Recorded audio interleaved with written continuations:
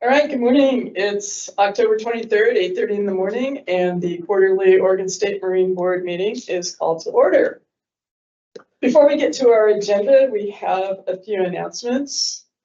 First off, I would like to thank Janine Bullock for organizing the tour yesterday of Wild Wind and Water and areas of the Port of Hood River. That was, having heard a lot about that program, it was really exciting for me to actually come out here and meet some of the people involved with it.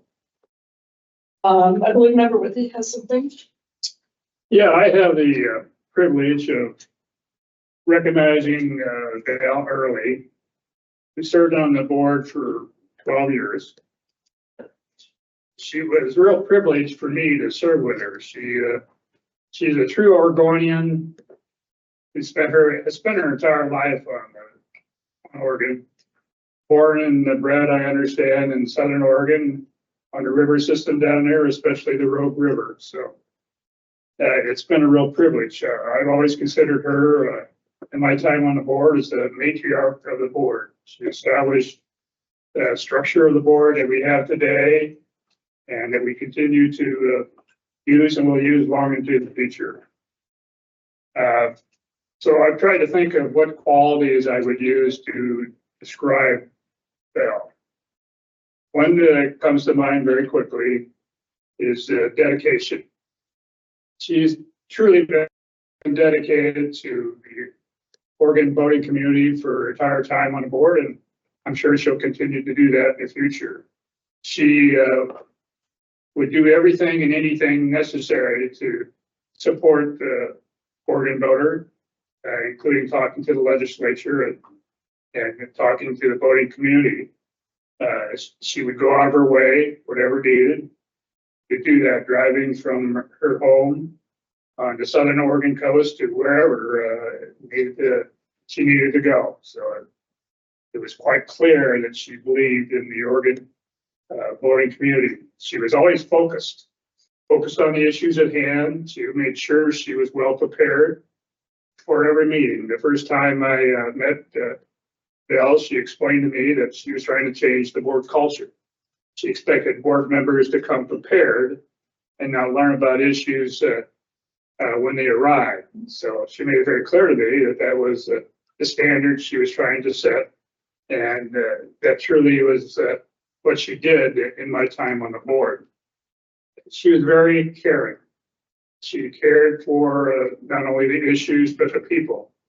She made it a point to recognize the staff and make sure that everybody saw that what they had done and what recognition they deserved. So I was very impressed by that. She believed her philosophy was to minimize the amount of rules that we would establish to avoid inhibiting voting opportunities across the state. So that was very clear as we addressed issues as they surfaced, and there was a lot of issues in her 12-year reign. So the voting community has really benefited from her service, and I'm very appreciative and have the greatest gratitude and respect for what she did while she's on the board. In that regard, we've have a plaque that we'd like to present to Val. And it states, on behalf of the recreational boaters of Oregon, our sincere appreciation for your dedicated service as a board member. Oregon State Marine Board 2012-2024. I don't know if you can see that, but Val, this is a plaque we would like to present to you. Additionally, Val was board chair for 7 years, my entire time on the board. So we felt she really needed a gavel to represent what she did, and I'm sure she might want to use it frequently in the future. Now, it can be used on a boat or it can be used other places. So, Val, I don't know if you can see that, but there is the gavel we prepared for you. And Larry will present it to you at the first opportunity. So, Val, thank you very much for your time and your service to the Oregon boating community. I do truly appreciate the time we have spent together.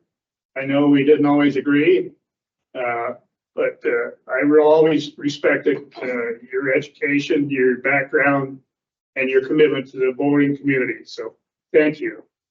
Now, if you want the opportunity to rebut some of the things I've said, that this is your time to do that. Thank you, Member Withy. I want to second everything that Member Withy said, and also just say thank you, Val, for your mentorship to me when I came onto the board, and even actually through to this day. So thank you.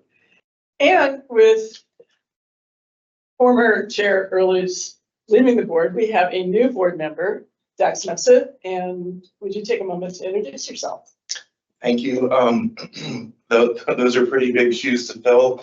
Hopefully, I could do half as good as Shirley did. And thank you for the opportunity. This is my first time serving on a board like this. I'm a user of all types of watercraft, and I hope I could represent Oregon users the best I can. Great, thank you.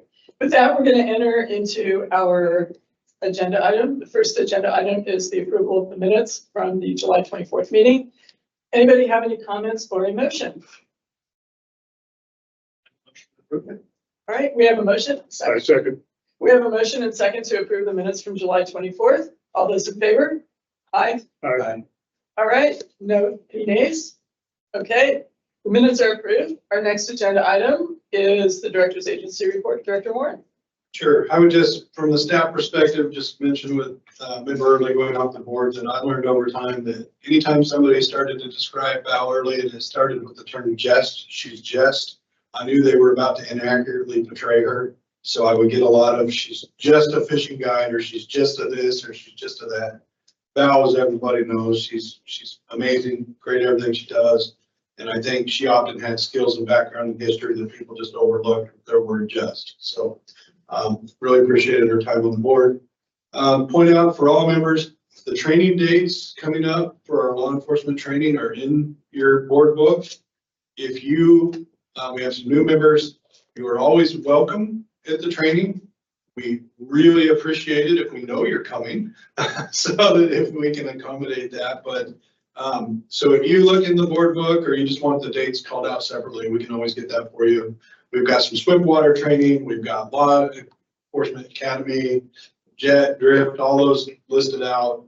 All you got to do is let Jennifer know that you'd like to come to the training, and she'll help you if you want a hotel, or she'll get all that arranged for you.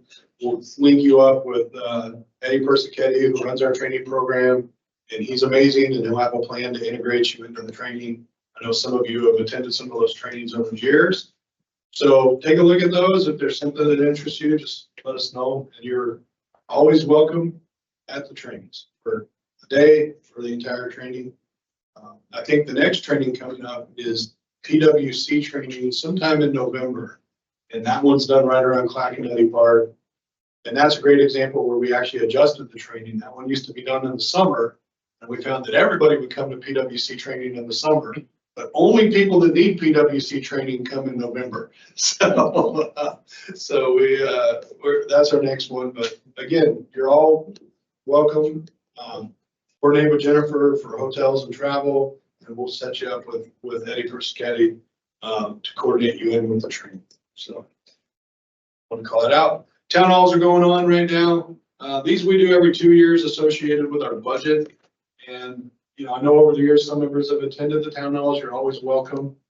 We're finding early on that because we don't have any just super major, you know, there's the biggest impact would be in the guide community, and they're certainly communicating with Brian and his team.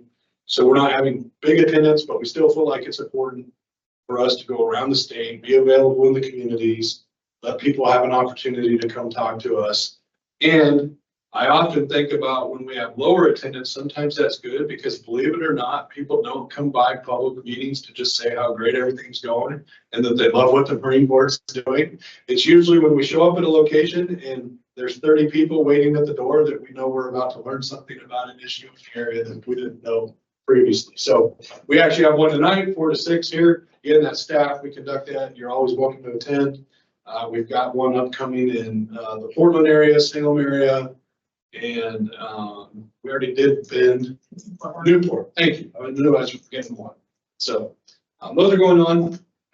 And then, just as a reminder, when the Governor Kotek took office, she put in the standard that every director receive a review every 2 years. You as a board were overachievers. You were doing mine every year. And that was actually the case for most boards and commissions. It was the bigger agency directors that probably were mostly not getting reviews. So just as a way of reminder for the board, we used to do that in July, but I got assigned to be a December review date. I don't know how they picked that. It doesn't matter. We agreed that rather than you doing one in July and this official one in December, we just lined them up. So in the next month or so, they're going to start that process. We have a human resource person assigned. It's changed to just the other day, Monique Yerby. So you'll get to meet her. There's some questions and 360 reviews that staff and partners and the board can answer. And there's some of the questions are set now. You all used to come up with your own questions because they want a consistent review. And then we'll go through that together in January in an executive session. We'll talk about my performance. And then in 25, we'll do a review in December, but that'll be a board-led review. So we just thought, I think it's beneficial. I think the board agreed to do my reviews yearly. It's just every other year we have to fit into that consistent statewide director review process. And so we'll be stepping through that. It's, it's not an arduous task. And for the board, I think the main thing would just be you'll have a chance to give input. And then in January, we'll have a chance to talk about all of what comes out. And Laura, just hold on to your seat. The excitement at some point in the process, the board chair, myself, the governor policy advisor, the chief operating officer of the state meet to talk about it. And so be ready for that. Okay. And I've been hearing from friends that have been ahead of me on this, and I think they're learning, and I'm glad we weren't first out of the gate. I think the process is being refined and it's in a good spot, and I think it'll go pretty smooth. So that's coming up. And then just final note, and I'll be quiet. We have really exciting news on November 7th. We'll be going to a tournament grand reopening. It's down in the Coke Hill. And Member Lambert's going to attend as a board representative to that ribbon cutting ceremony. The community's, of course, really excited about it. They've invited everybody, and I even, the tribe might be there to do a blessing, and there's just going to be a lot of really good, positive pieces coming out of that. So appreciate that, Member Lambert. We always try to find people close to an area or close to an issue when we get good opportunities like that to get you all represented. So that'll be happening November 7th. With that, I'll take any questions on the director. Any questions? I'd like to talk a little bit about the BSA program. I'd like to talk about the success and lessons learned and what we have in the future. I don't know if we want to take time in this board meeting to do it, but we really put a lot of emphasis on that program. And I'd like to hear a report out for Brian or whoever on how it went. If it was successful, I think it was, and how we can expand it. Remember, Withy, I wish you just asked that as true or false and not just say true, successful. Well, I think in January, if it works for the board, we'd be ready to, as staff, to give a really full report with data, and not just data, but examples and showing and talking. And then also talking to the board about, what does the program look like going forward? It was successful this summer, but it's year 2, and we've learned some things, and we have some ideas, but we also want to share those ideas with the board and hear if there's things the board also thinks would make it go successful. So I would foresee that in January being a good long agenda item where we all. I think it's on our list of agenda. I think so. And my other comment on the director's report was on a list of projects we have ongoing. I think the list is the longest I've ever seen. And I think that's a acknowledgement of the good work that's being done by the staff. And of course, it's not just Janine's staff, it's all the staff that contributed to this project. So I'm really impressed. Now I'm wondering how many projects we can manage at one time. So I leave that to Janine and the staff to figure out. But it is very impressive how much stuff we have going on across the entire state. So thank you. Thanks, member Withy, for that acknowledgement. We have, again, across the agency, we have a lot of amazing staff. I frequently hear a lot of surprise when we tell people we're winning 44 for boarding at the agency, given that we have statewide impact and everything that we get involved in. As I mentioned yesterday, I think Janine got a lunch break last week, so she's got capacity. That team and the rest of the agency supports all those pieces, really does amazing. That's it for me. I'm just curious, I was reading in the abandoned derelict vessel program report that we're up to 35 vessels removed for 2024. Any idea? I don't need the exact number, but how does that compare to like last year? I mean, Sure. we're doing more or less. So member Lambert, we're removing more this year. We received ARPA funds, American Rescue Plan Act funds. So each senator got to designate some funds, and the Marine Board received $1 million from Senator Taylor. And that's given us capacity that just didn't exist before. Our normal budget's $150,000. If you just think it roughly 7,000 to 8,000 of removable, you start doing some math. So the $1 million really gave some capacity. So we've been hitting our stride on that. And in January, we actually are planning on giving a final wrap up of the ARPA project, everything that was done with that. And then talk about, meanwhile, DSL has now stood up a ADV program essentially, and they've got funding associated with that is a lot less, or sorry, a lot more. They got like 15 to 18 million, and we still have 150,000.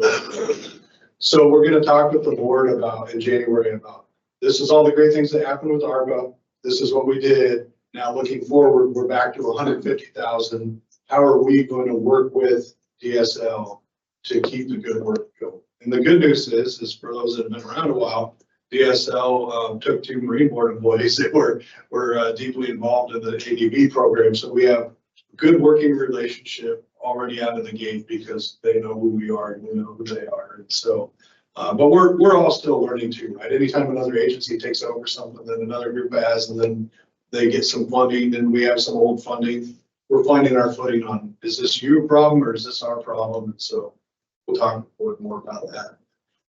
Again, but this last year removed quite a few more boats. And the ARPA money that Senator Taylor designated has really been a big piece of that. Great. And wasn't that many tagged from Multnomah County only or something like that? So Chair Jackson, there was no legal tagging, but Senator Taylor designated the money. Each senator was given a certain amount. So really the accountability was making sure we were serving her district in the area. And again, the Willamette is a system, so it wasn't always just precisely her boundary lines because floats move and shit, so. So that's why a lot of those numbers are Willamette stuff. Oh, yeah, good, thank you, yeah, that's good history. The other question I had was, well, not necessarily that question, first part and second part is, first part on the processing times for the titling and registration. Just, kudos to that. That's a huge customer service indicator. And I think we're making good progress on that. Appreciate the team doing that. It seems that the online processing is considerably faster, understood, than in person or manual processing. Are we encouraging folks to do that process via online? Is there some sort of an incentive there? I'm just curious that would make it easier on the team.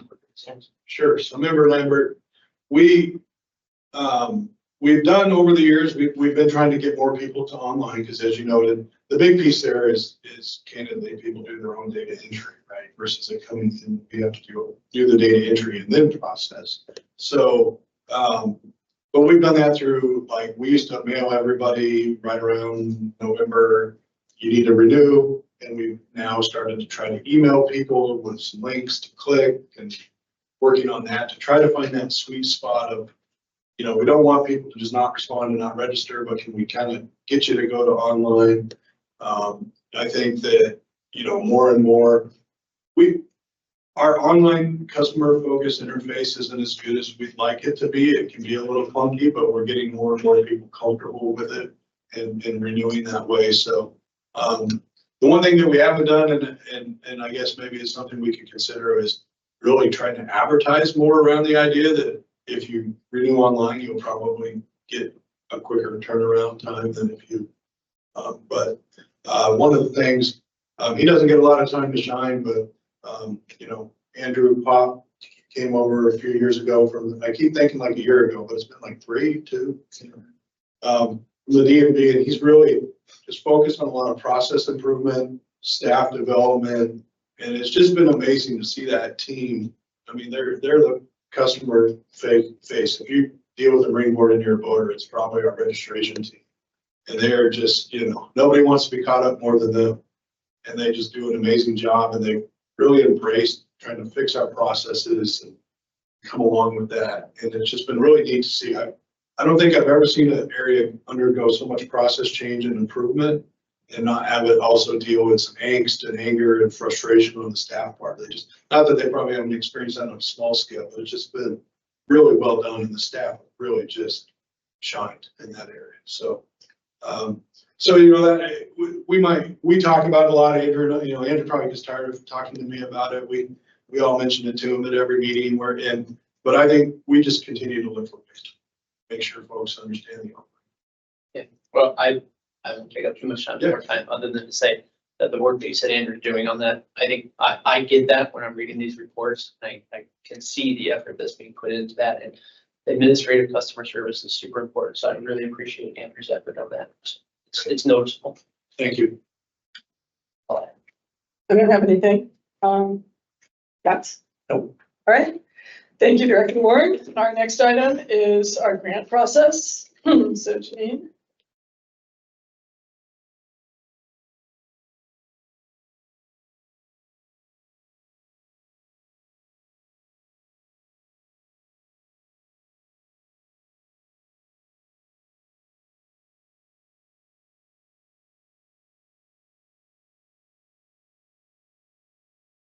Thank you, Chair Jackson and members of the board. For the record, I'm Janine Bleck, the Boating Facilities Program Manager and Tribal Liaison for the Marine Board.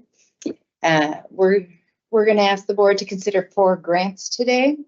There's a recap of kind of where we are with our budget.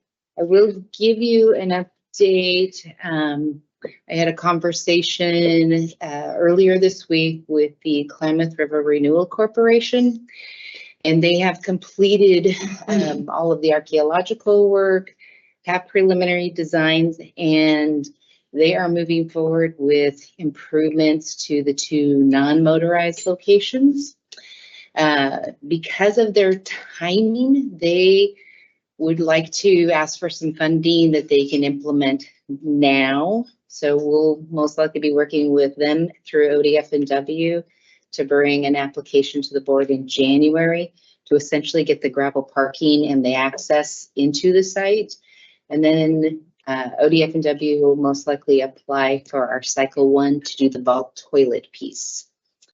So there'll be fairly smallish grants in the grand scheme of development, but their goal is to try to have these open to the outfitter guides and the recreational boating public as early as spring, with the toilets coming later this year. So that was some very positive news. They've gotten some funding, some things have gone better than they anticipated. And so to kind of align things, we're looking at trying to bring that in. So that will use some of our remaining waterway access funds. And we've also received 2 additional small grants that staff are reviewing right now that will use some funding as well.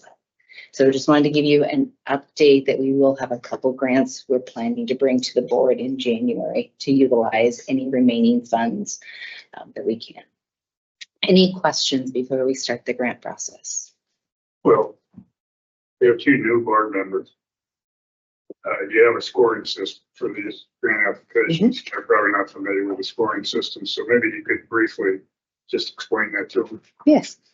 Yeah, so we have quite a lengthy grant evaluation process that is done internally, but across our agency programs. So boating safety reviews the applications underneath the lens of conflict on water situations, hazards, and overall safety from a water place. And then policy in our environmental, review it for rulemaking, for compliance with Clean Marina, how they manage any potential tenants within their boat basins, as well as any on-water concerns. And then facilities staff look at it from feasibility on design, permitted, or where are they at in the permitting process. At some point, Dax, I'll give you a call and explain the permitting process to do all of this. It's a very lengthy and complex process that involves anywhere from 14 to 21 different state, federal, and local agencies, and takes years. So the permitting process is a significant scoring metrics, because we only have 2 years to spend the money. We want people to be successful. So if permits are not significantly underway or in hand, generally we don't approve funding for construction, because the likelihood that they can get them approved and get the work done within the required in-water work window is extremely slim. And we want to be able to get this money out on the ground and get some improvements for recreational boaters. And we're also looking at this underneath an environmental justice and a racial justice lens. So we look at the demographics of the local areas. We utilize our triennial survey to look at boating population centers. We are also utilizing ODOT, put together a really neat map of other criteria from economic, languages that we utilize to also prioritize where funding is going to, one, be a positive improvement to communities and definitely not to detract from a community. So we look at it for a lot of those things, as well as the regionality of trying to have access points not stacked on top of each other if possible, so that we're creating a better experience on the water bodies. So we can go through things, and I'd be happy to share stuff. It is on our website as well, but at some point we can get together and I can go through more detail for you. Excellent, thank you. All right. So if there's no other questions, we'll go ahead and start. Okay. So the first application for the board to consider is grant number 1736 with the City of Oregon City. I believe Tom Kissinger will be online. Tom, are you there? *6 if you're on the phone, but Jennifer doesn't believe he's on. Okay. I know Tom is at the Oregon Recreational Park Association meeting. He was going to call in, so I don't know if he is having connection issues. But the City of Oregon City is applying to do archaeological work at Clackamas Park in anticipation of relocating the boat ramp. This is one step into a process that will need to be done. The city is providing about 46% match, which is pretty significant. And so staff is recommending that the board approve this grant in the amount of $41,263.18 to complete the archaeological work at Clackamas. Are there any questions? The existing boat ramp is closed, what? So back in, let's see, I want to say it's 2017, there was an ice storm that lifted part of the boat ramp. Emergency repairs were made to stabilize the ramp, as well as some pretty extensive hydraulic analysis. Engineering was done by 2 different consulting firms to first identify, can a boat ramp be located on the property? And if so, where can it be? They came back and said, yes, something can go here. And they recommended that it be slightly relocated to utilize an existing bank that was riprap. So to take advantage of that, the work to stabilize the ramp was basically The consultant told the city that it will last for 5 years. At that time, it was anticipated that 5 years would be enough to get the permits, funding put in place to complete the boat ramp. During all of this process, the city had a change of commissioners, and they wanted to slow the project down to do a master plan. The master plan was completed, and the recreational boating population came out in force, advocating for not just a traditional boat ramp, but also to keep a location that has been known as the Wave. It provides this little whitewater play space that at certain tides is a great location for people to play in and practice some whitewater maneuvering. And so now they have completed that. It's been approved by the planning department, and now they're wanting to go forward. So since its closure, what have boaters been doing? They've obviously been using other boat ramps in the area. Have they not been sufficient to handle the capacity? No, so Clackamas Park has one of the largest parking areas. So they're launching at Sportcraft, which is also being impacted by the 205 bridge construction. And if you look at some Google Earth aerials, you'll see where everybody's parking across 99 into the England Marine parking area. So when the shadow running, it's not unusual to see a few dozen trailers over there. When the salmon and steelhead are running, coho, they're going there because there is significantly insufficient parking at Sportcraft. And you can't park on 99. At least we really don't want people parking on 99. But you know, it's needed. I would just, from my perspective, I think these are the types of grants that I think folks maybe don't know that the Marine Board does. When they think of facility grants, they think of actual construction going on, but I think it's super important grants to help local agencies work through some of these processes, whether they're hydrological studies or their archaeological studies, that work that leads up to a good, proper design that's going to be easier to implement in the end.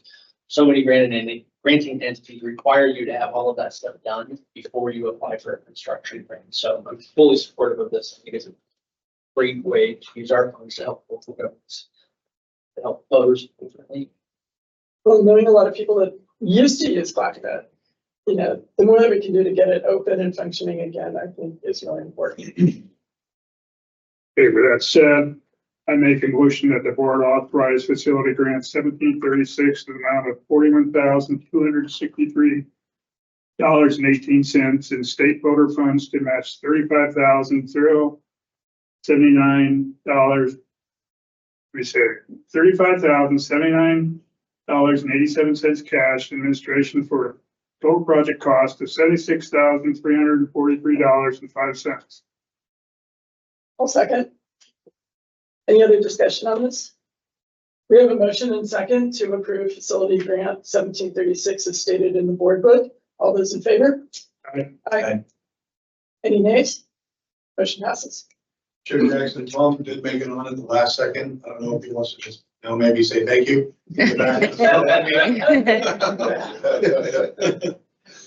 *6. Stop, what do they say? You stop the sell after you've made it. *6. Can everybody hear me now? Yes, Tom, you're muted now. *6. All right, can everybody hear me now? Yes. Yes. All right, sorry about that, everybody. I'm presenting from the ORPA conference this weekend and had some technical difficulties, but really appreciate the support at Clackamas Park and thank you for voting yes on this project. We're really excited to get this started. We view this as kind of our first step in moving this project forward and getting this boat ramp back open to the public. Great. Thank you. Thank you for coming out today. And I apologize for not being able to get you on sooner. No worries. Thank you. Janine? All right. Thanks, Tom. We'll touch base next week. Sounds good. Thanks, Janine. All right. Bye-bye. The next grant is 1737 with the City of King City, and I believe Max is online. Hi, Max, Hello. can you? Hi. Wonderful, thank you. So City of King City is a new applicant. They have never applied, so this was an exciting application for us. They this property has a lot of potential to fill a gap as well as be an accessible site. There are other sites located nearby, but from the staff report, you can see the photos. There are challenges with stairs, with steep slopes. And so this is an exciting one to help serve some accessible kayakers, stand-up paddleboarders, rafters, as well as it will help tie in the upper stretch of the Tualatin as other projects happen. Max, do you want to talk about the project and kind of the approach that you and the consultant are working on? Sure. First of all, I want to thank the board for giving us the opportunity to speak on the project and also just for having this program in general. I think someone mentioned that, this is something that people don't necessarily think that the Oregon State Marine Board does, but from a local jurisdiction standpoint that's trying to get some water access, this seems like a really great program, and we're really excited to have an opportunity to speak to you today. Also, I want to thank Janine for working with myself and the city engineer throughout this application process. So yeah, so the King City paddle launch, it's a non-motorized launch on the Tualatin River, kind of on the edge of the city, but in the middle of King City urban growth boundary area. So we were just granted, or the city council adopted a 528 acre UGB expansion last year. And that has kind of kickstarted a lot of different projects for the city as a whole. And one of those projects is this launch point that's right in the center of our jurisdictional boundary. And it's ultimately going to tie into other park systems within the city. But as from a water perspective, if you look at it geographically, it is, as Janine mentioned, kind of going to serve as a gateway to the upper Tualatin from the Portland metro region. So it will be the westernmost access point on the river. Currently, the westernmost access point, the lower Tualatin, is 99W, which is a ramp that's underneath the highway bridge.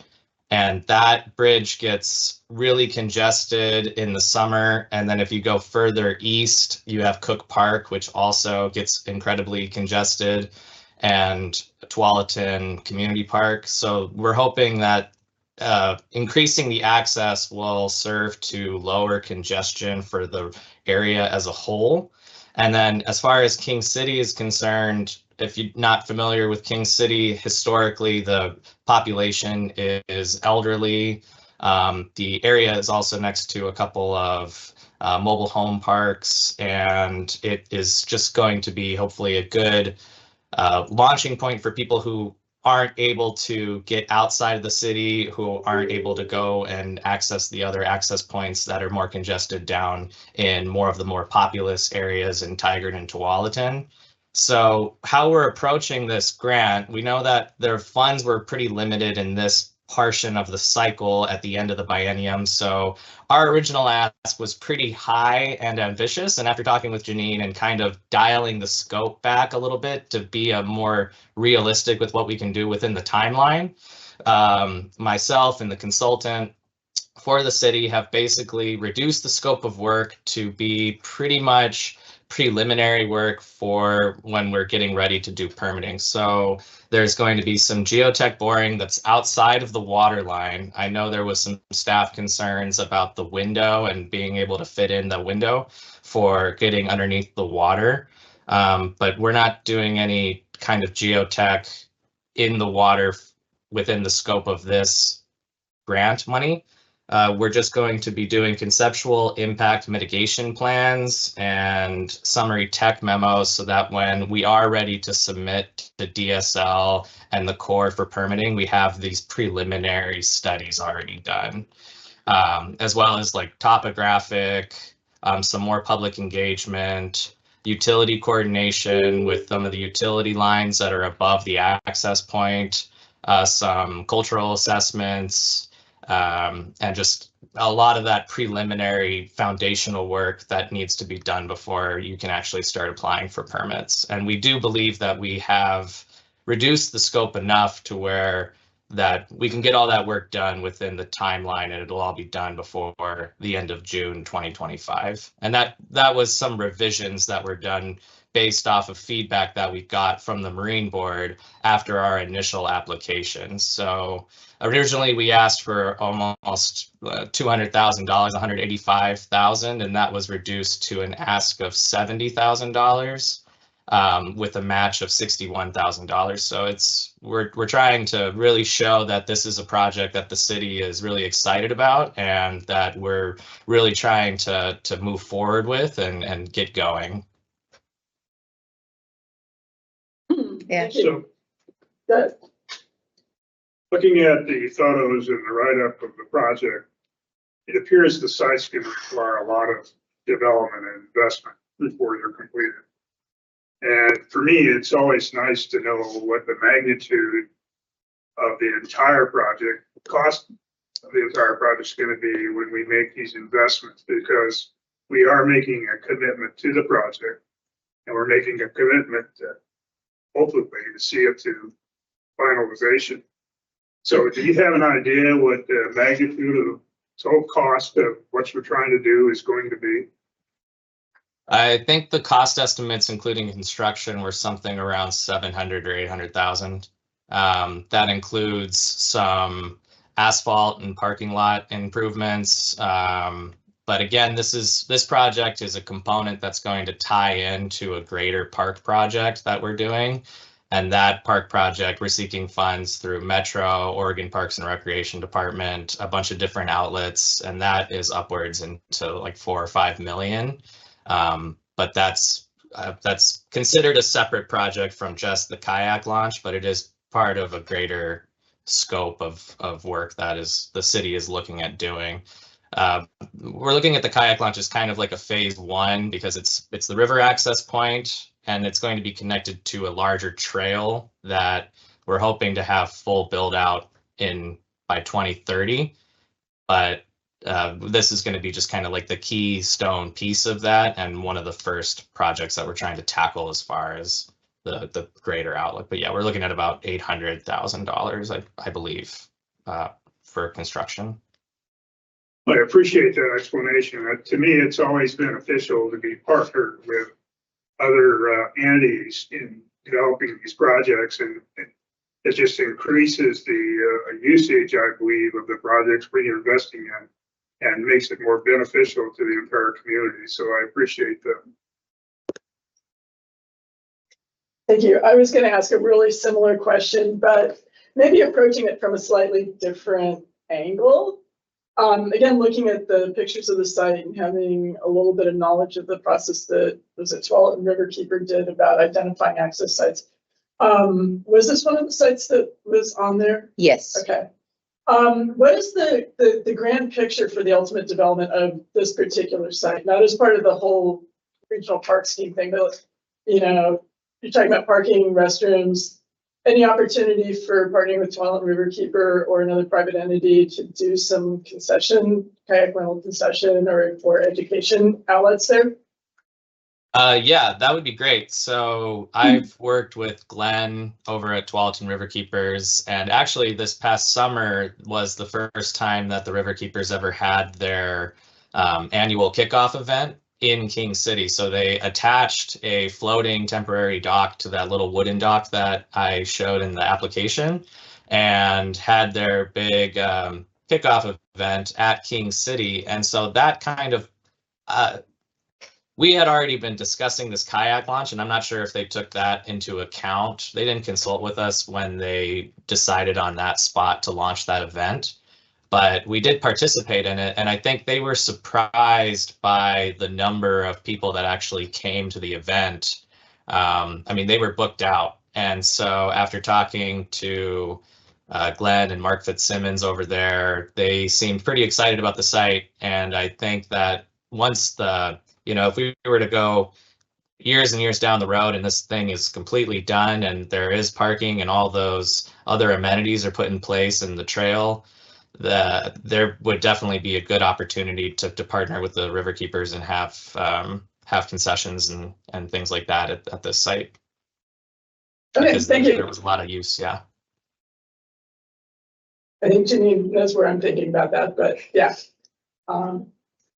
Great. Any other questions? Question for me, and maybe Max can answer this. One of the things I noticed in the application was that the area where you wanted to do this work does not have a current public use easement. It's not under ownership of the city. So whenever we're allocating funds to a public project, that always raises a little bit of concern for me to make sure that it's actually going to be publicly accessible as we move forward. So where are you at in that process working? It sounds like you're working with the utility company on gaining some sort of access or easement. Yeah, so we have been in conversations with the Bonneville Power Administration, who owns that corridor right there that is adjacent to the PGE corridor. Though half of the site is currently within the city, but we're working on negotiating some land use agreements. Originally, when we came to them and showed them our entire park concept, which is about a mile long and stretches from the river to Beef Bend, there had some concerns about some of the amenities that we were trying to include further up, in like a basketball court and just some general structural things that are not advisable to have underneath big power lines. But one of the things that they were not concerned about was the kayak launch. They said that there's enough of a distance and enough of a slope in the river that it's not a concern to have a kayak launch underneath those power lines. And so after talking to them, we decided to kind of reduce some of our ask in the land use agreements that we're negotiating. But thankfully, the kayak launch was not one of those things that we had to take out. And so those are ongoing. We're hoping to have that land use agreement in front of us and in front of BPA by the end of the year, or at the latest in the spring. So given that, Janine, could we, I've never dealt with this situation personally or on my time on the board. Is there a way that we could make this funding contingent upon them successfully obtaining that land use agreement? Yeah, so this is unusual, right? If they have done some significant work already, which is why staff is recommending doing this. All indications are they're going to have an agreement, it's just a time. But yes, we can make things contingent upon that or upon getting some kind of a written letter that they fully intend to do that. It is just the timing process. And then if something happens, if there's a change of leadership and they just say, no, we don't want to do this, we would be able to recover the investment. So one other question, Matt. I'm very concerned about accessibility. So when we build these facilities, I want to make sure that we're incorporating accessibility for all voters. In construction of the launch ramp, Janine has some designs that are very successful in providing access to people who are disabled. So that's one of the criteria I want to make sure is incorporated in anything we do. Yeah, I agree, and especially as I mentioned, the elder population in King City, it doesn't make sense to have an access point that wouldn't be ADA compliant and accessible for the most amount of people. After we did a site visit a few weeks ago, because there were some concerns about the steepness of the slope and how high it is at the top of the embankment above the river.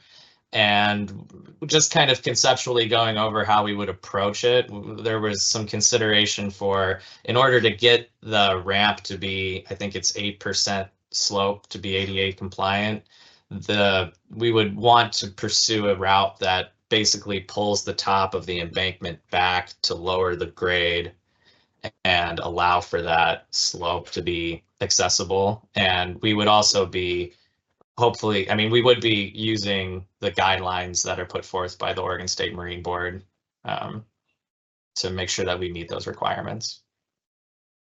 Thanks, man. Any questions? You want to make the motion, you want me, because you got a contingency you want to put on it. Yeah, Go ahead. I'm ready for that. Go ahead. I'm fine. So I would make a motion that we recommend the board authorize facility grant 1737 in the amount of $70,728.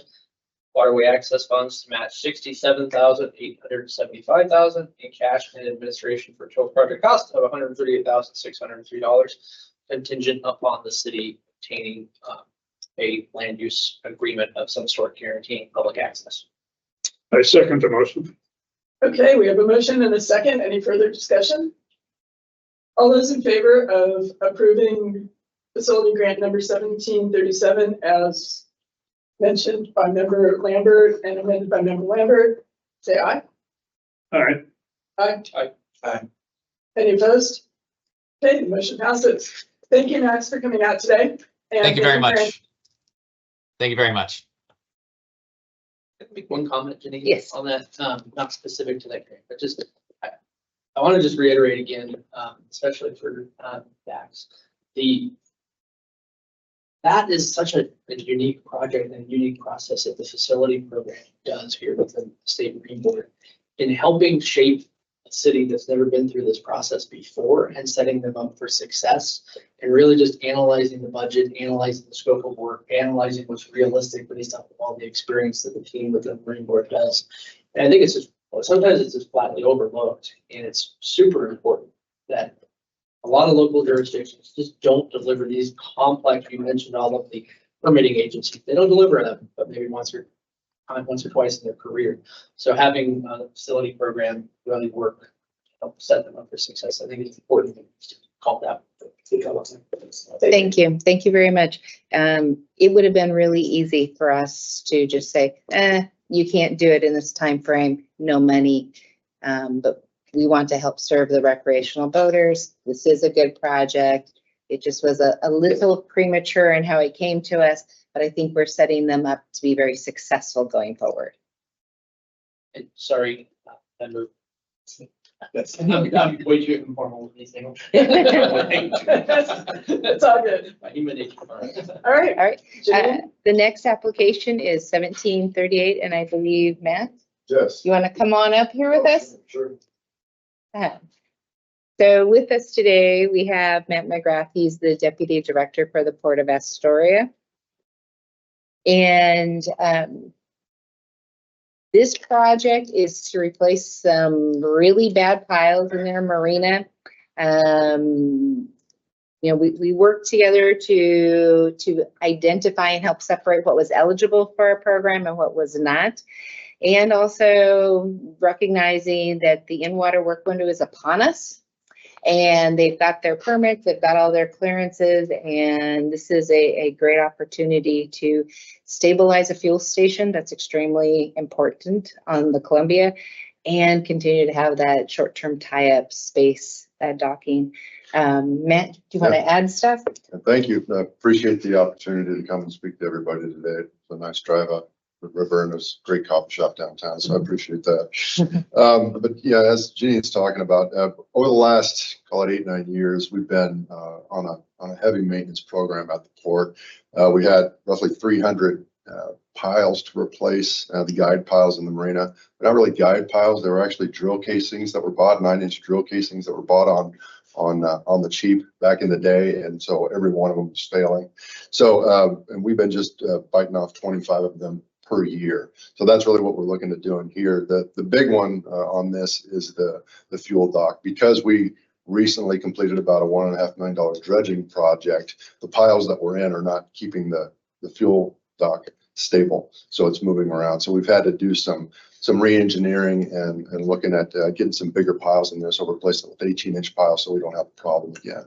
So one of the things I'd like to add on this is that when we submitted the application, we were basing it on prior year's numbers and what was going on with inflation, the cost of steel and all of those. So when we submitted it, we were looking for a total project cost of about $340,000 because that's what we were expecting to see from the contractors.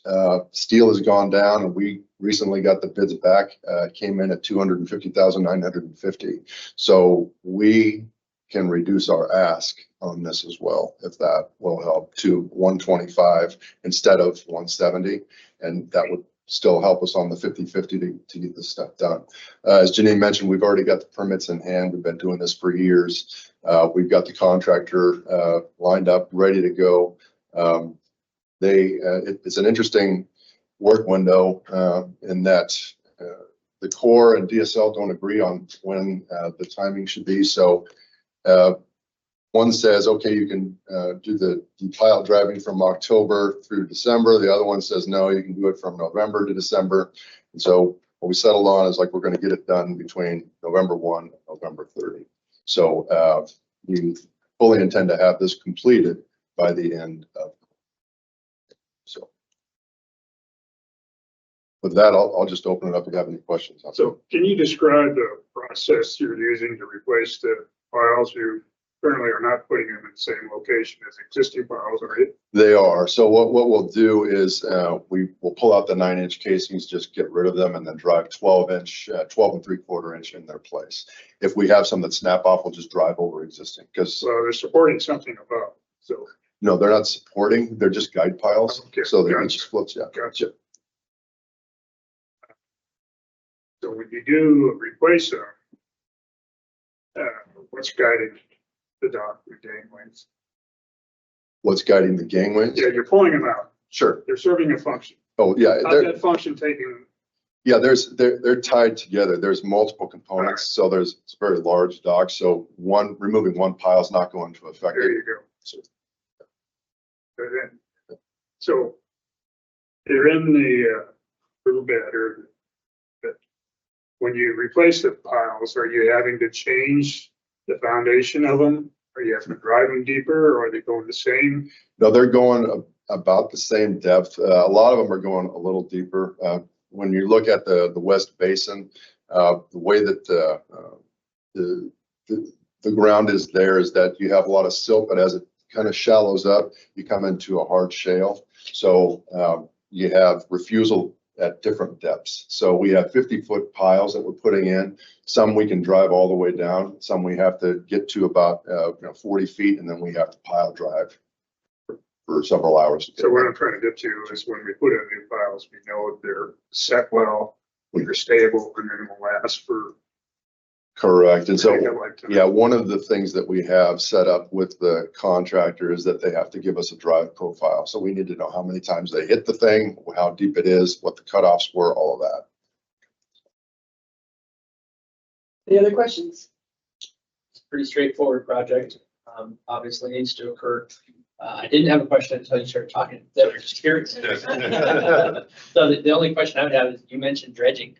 Is it a situation where you guys dredged out and that obviously then they just didn't have this much penetration? Yeah, what was happening is that it had silted in so much that it, of course, as it silts in, the thin piles get more stable. But as you dredge it, they become more flexible. So we did some engineering to say, well, can we just get thicker piles with the existing structure, or do we need to get some bigger piles? We came up, we need to get bigger piles. So we actually had to do some engineering and do a new bracing system. So that's all going to be replaced as well. Curiosity, what is the source of your piles? Where are you getting?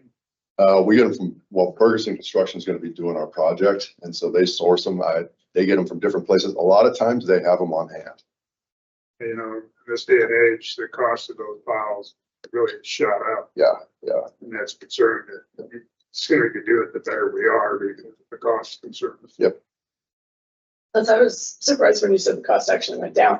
Yeah, there were some times that over the last year, the price has fluctuated, but it has come down. Great.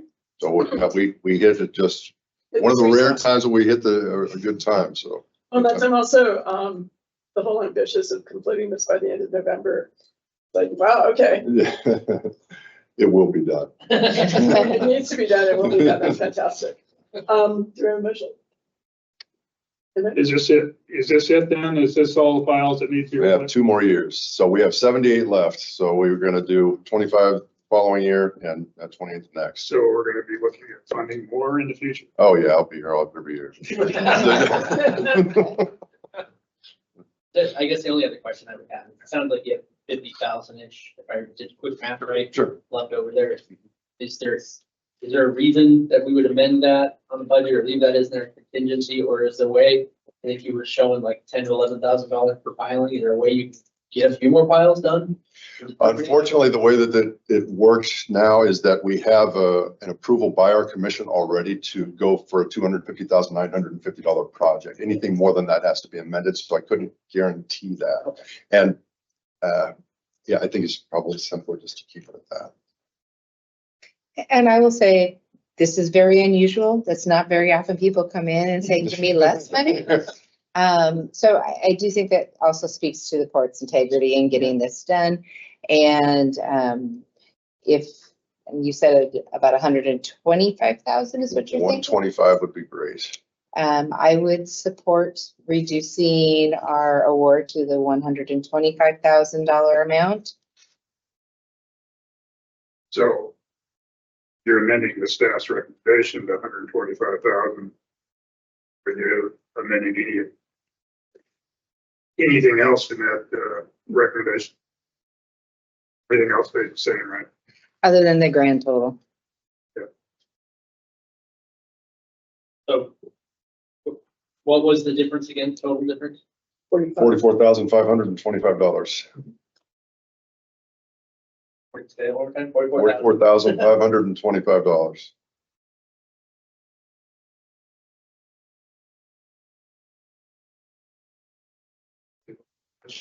That's a tab, so. It'd be- Thank you. Well, I would make the motion that recommend that the board authorizes facility grant 1738, the amount of, can I just amend that? Yes. Can I make this a little simpler and say, I would recommend that, I make a motion that the board authorizes facility grant 1738 as presented in the director, but as presented by staff with a reduction of $44,525. Yes. Okay, thank you. I second the motion. All right, we have a motion and a second. Any further discussion? So, calling the question to authorize facility grant 1738 as amended by the staff report. All those in favor? Aye. Aye. Aye. Any opposed? All right, we have approval of facility grant 1738 as modified. Thank you so Wonderful. much. Thank you. Thanks Thank for you. coming. Thank Thank you. you. I appreciate it. I love your optimism, by the way. Our next application is 1739 with the Port of Gold Beach. And Walter, come on up.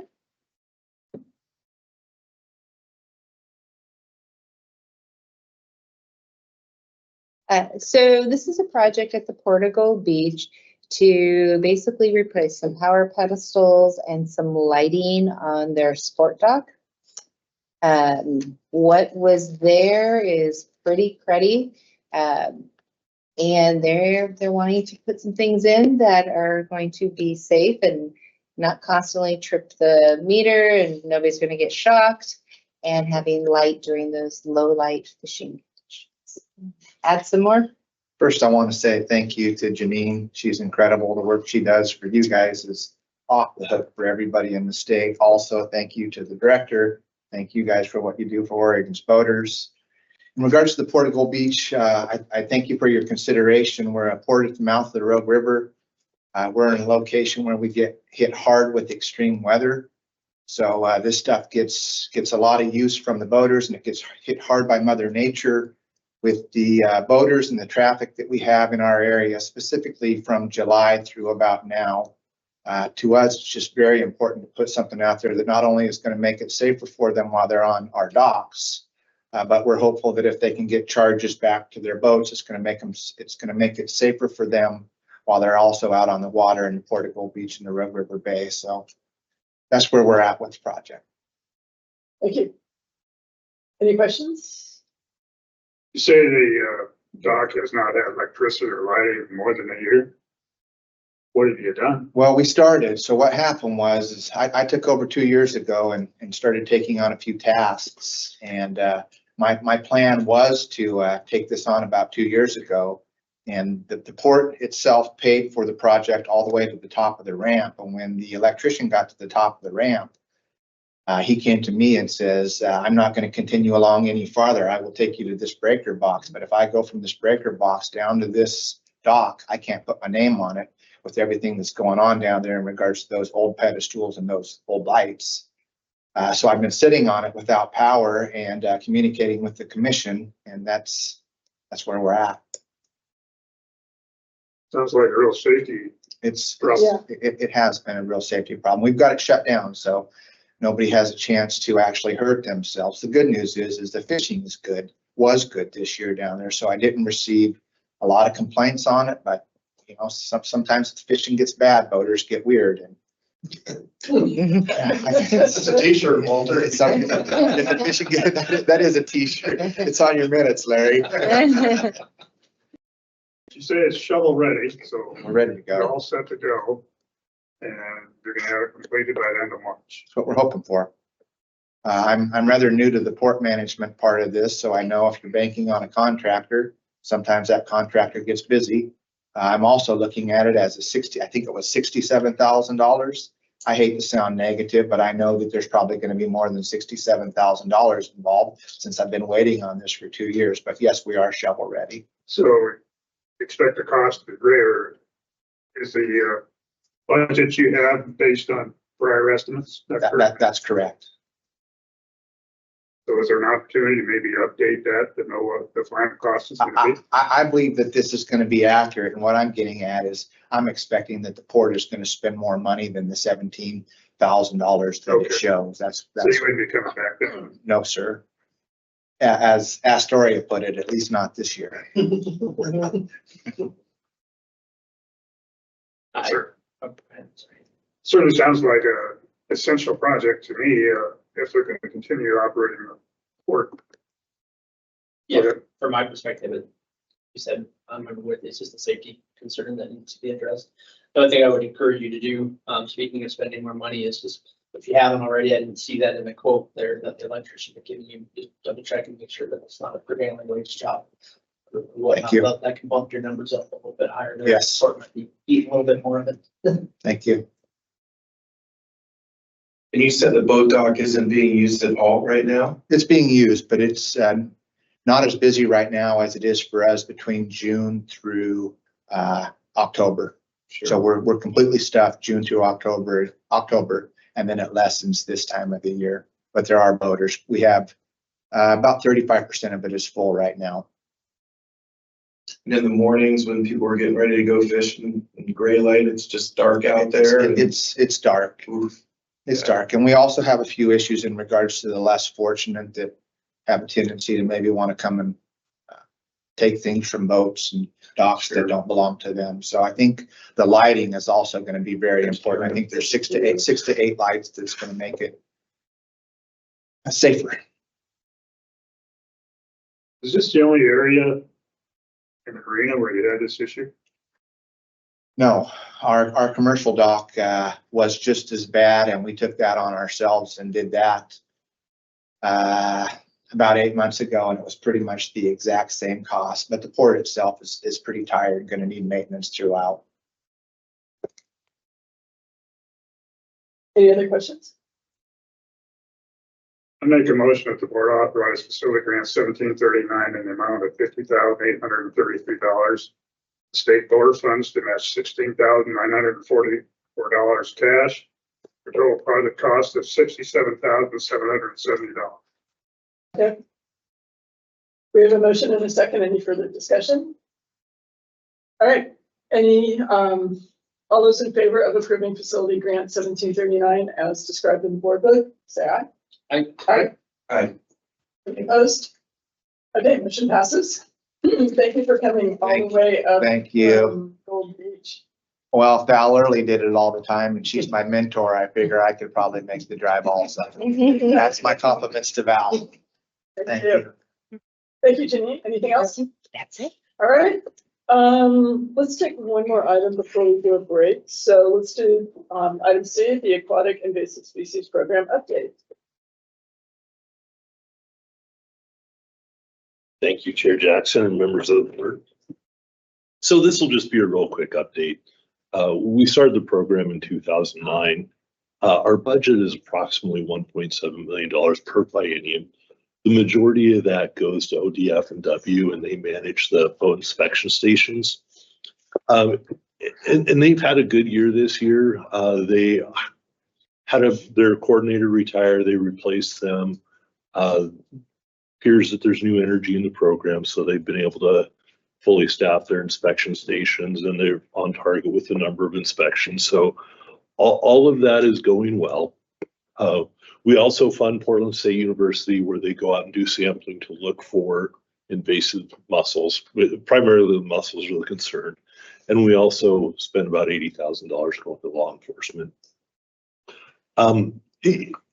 There's more detail in the report that I think you guys have already read, so I won't go over that. But the important piece, so last year, late summer, they found some mussels in the Snake River around Twin Falls, Idaho. And huge deal, because obviously that's directly connected to the Columbia River. And so there's a potential that we'll get mussels here. Probably we will get them sooner or later. This summer, well, going back last summer, Idaho spent about $3 million to eradicate the river. And essentially it's a copper-based poison. So it decimates all life in the river. They found some again this summer. And so I believe they're already in the process of doing the eradication. But I think it's put everybody in Oregon on a high alert that they're knocking on our back door.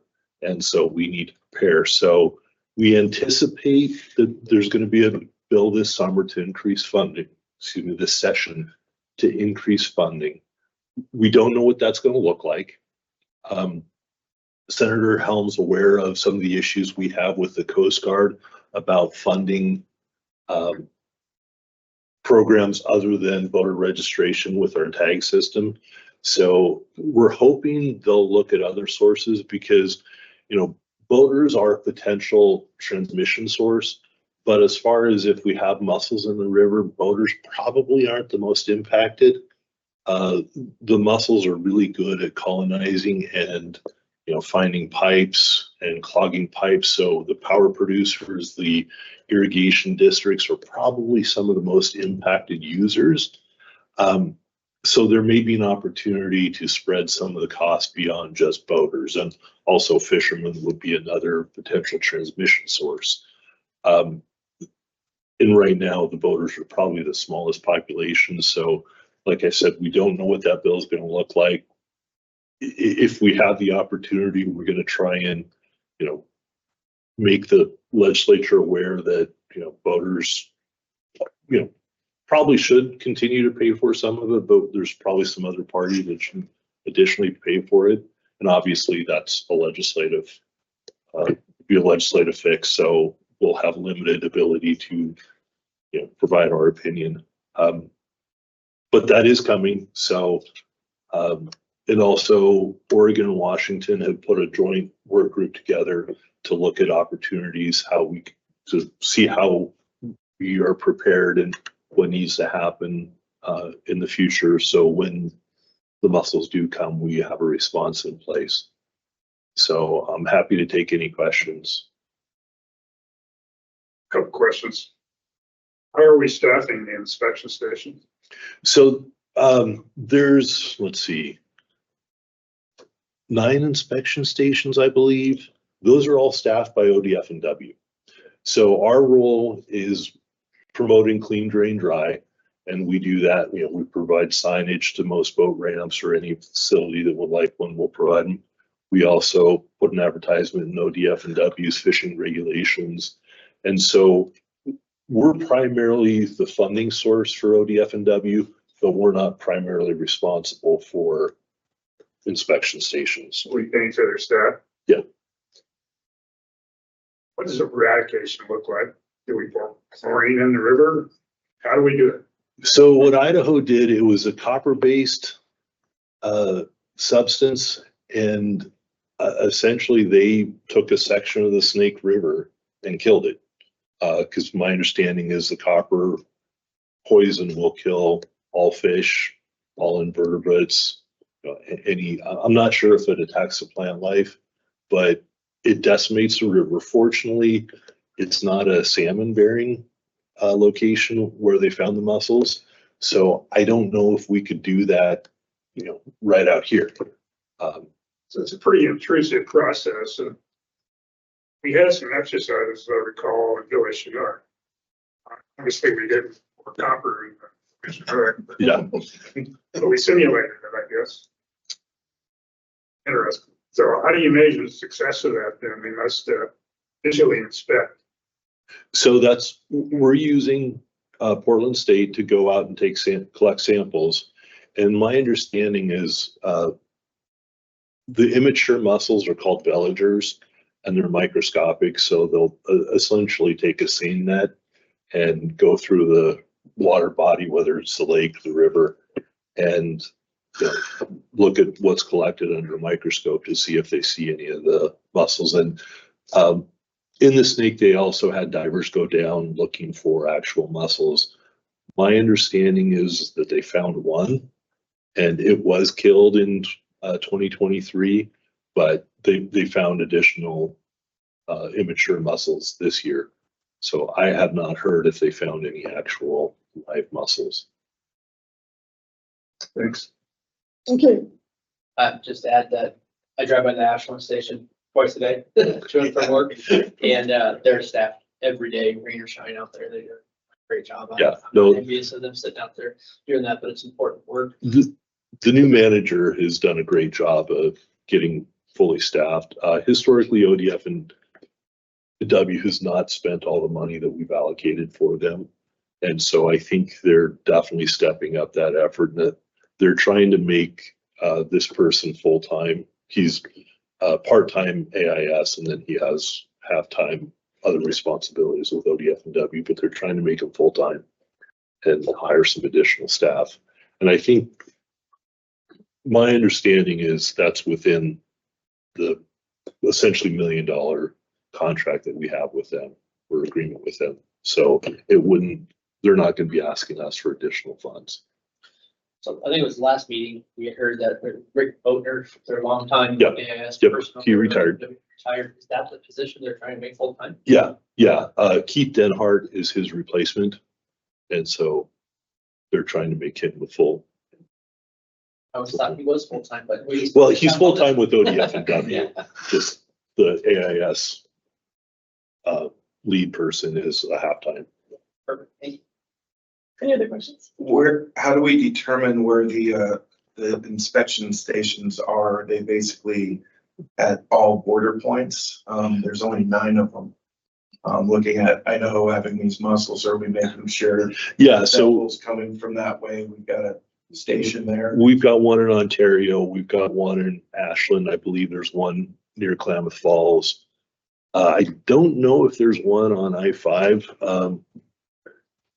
There is. Okay.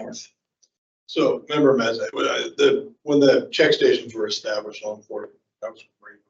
I'm sure there was trying to catch the points of entry. We also work with the other states. So, say somebody buys a boat from Michigan, hotbed, and they're transporting it across the state, and it gets to Wyoming, and Wyoming says, oh boy, this boat had some mussels, we decontaminated it. They'll call ahead, let us know the boats are coming. So we work well across the states in terms of trying to notify each other if we know boats are coming around different check station areas. One of the frequent questions we get asked by legislators is how much money and what would it take to have somebody at those stations 24/7? Because that is a funding gap, as we don't have that. And it's pretty surprising. We'll make sure we share out the annual report with the board on the invasive species. I'm always amazed at that report to see how many boats from all across America, Canada are being moved in and around and through Oregon. It's amazing. So we're not at a 24/7 on all of our points of entry at check stations, and that is a funding weakness for the state because transport services, I don't think probably stops because the sun goes down but we're really working with ODFW. Representative Helm is really interested in this issue now. And so I'll be just like Alan, I'll be very interested to see where they go because the impact to Oregon or water was big. I think we use that term too often on environmental things, but this is one that not everyone likes the correlation, but I think of it like public health, right? Everybody's kind of not sure how much they want to spend to prevent it, but once it's here, it's gonna be pretty bad. Voters will be impacted. They won't be able to vote some areas. They'll have to go through decon stations, but boy, it just really wreaks havoc on the infrastructure once it's established. So yeah, our check stations are around those points of entry. And I think one of the discussions that Alan will be involved in this session will be, what is it going to take to get those funded 24/7? And are their staff willing and able to do that work, right? Right. How do you find the people? Surprisingly, not everybody wants to live in the far reaches of Oregon and work at a check station. So it's not always just as simple as give us money. Sometimes it's, ODFW has to find people willing to do that. And if, do I understand it, if a boat goes past and they don't pull over and be inspected, they have to have somebody chase them down, right? So we do fund law enforcement to the tune of about 80,000. So they're not there when the check station's open. So, I mean, realistically, if an officer is at the check station, they will chase them down, send them back to the check station. If the officer's not there, we don't have that ability. But I think Director Warren pointed out, Oregon or Washington, Idaho, California have a really robust check station system as well. And so it's unlikely that a boat's going to be able to make it from Arizona, Michigan without going through a check station at some point in their travels, whether it be Oregon or Washington, Idaho, et cetera. So, and we did back in 2019, we beefed up the legislation around law enforcement's authority to order people back. It's been a few years. I'd have to double check my memory, but I think it used to be they could get a citation, but then just keep on trucking. And I think back in 2019, we got the authority for them to order them back to the check station. So it wasn't just a citation. It was like, now you gotta go back and go. So, yeah. And maybe some people don't even know they're supposed to stop if you're not forced to stop with a vessel. So maybe it's just basic boater education for anybody that's buying a boat in one state, planning to take it to another state, that they need to be aware that it needs to be inspected. That's right. Yeah, there is pretty good signage when you're driving. On 5 there, sure. Yeah. Yeah. So it is, it's interesting as you drive around, you see them, but then you think, we're all probably hyped aware of it because what we do for a living, sure you think is the average, and even educating the non-motorized community that kayak on top of your car is a boat, and I'll hear, well, kayaks don't transport invasive species, but I think if you go 2 or 3 years ago, one of the big ones, they found kayaks coming from Arizona, had some of the mussels on and in the bilge area of the kayak, and they were headed for the Deschutes. So, so, education, I think, is key because I always try to think about it like, well, sure, we work at the Marine Board, we all know, like, you see a check station, you're aware of it. Member Lambert's driving by twice a day, but just your average person driving down I-5 pulling a 15-foot Gregor, do they think about, like, I'm a boat, like, this check station's for me, I think there's some education. Well, taking it back to the non-motorized, how many non-motorized voters don't accept the fact that they're a boat? Yeah. And, you think about like driving a Toyota Tundra. That's a truck, but you don't stop at the truck stops. You don't stop at the trucking stations. So a lot of non-motorized voters kind of use that analogy of like, they think of a boat being a big boat, a motorized boat, a sailboat, something like that. And so it's like, got to get the word out to them because people going in Arizona, people going in some of the infested waters can still bring it here. So to that point, I went to a whitewater association meeting with Jeanine earlier this year. And after the meetings, a gentleman came up and I think he was a little annoyed. He had a raft rolled up in the back of his truck inside a canopy, but he had to stop at 6 stations. But I was encouraged because he stopped at 6 stations. I mean, it would be pretty hard for law enforcement to know that he had a boat rolled up in his, inside the canopy of his truck. So I think Yeah. some boaters are certainly aware. I would just say that to the law enforcement end of things, I have seen quite a few times OSP parked. It's with the way station international parked there. Yeah. And they're definitely making progress and making that a priority to catch people that are bypassing the station. So it's good news on that front. Yeah. And the only other question I have is, you mentioned Idaho. I'm just curious, California is Shasta, the areas of people coming north. Has there been any infestations down there that you guys know of? Not that we're aware of. Yeah. So, yeah, knock on wood. Yeah. So Idaho at this point is the biggest threat, and it's unfortunate. I don't know that we share a lot of water bodies with California. I mean, the Klamath, but I don't think the villages are going to go upstream. But Idaho is definitely downstream. Why do you say Idaho is a big threat? Are they rats in their program or? No. Because they've been found in Idaho, and that's directly upstream from us. So with the villagers being microscopic, I think there is a dam or a couple dams between its Twin Falls area. And so it's quite the travels. I don't know that it's, technically, the water does come from there to here. So it's possible. The likelihood, I don't know. But because they are in the same drainage, I think the risk goes up. Thank you. Any other questions? Maybe we need to start a public program to eat mussels.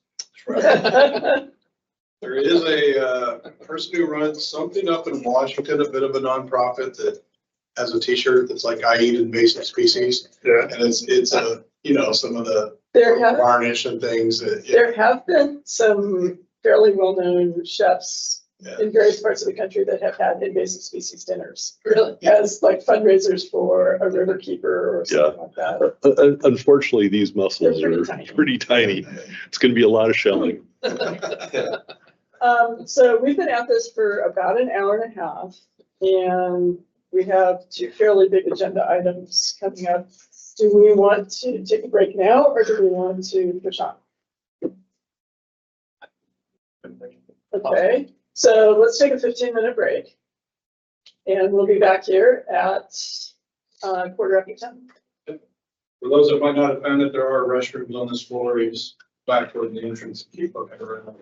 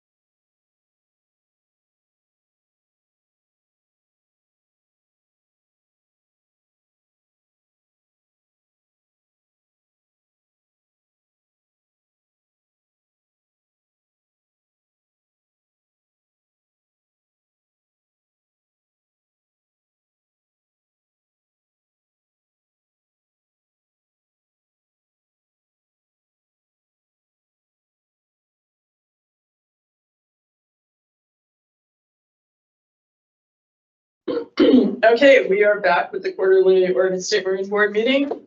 And our next item is item D, Upper Road River rulemaking. Alan Hansen.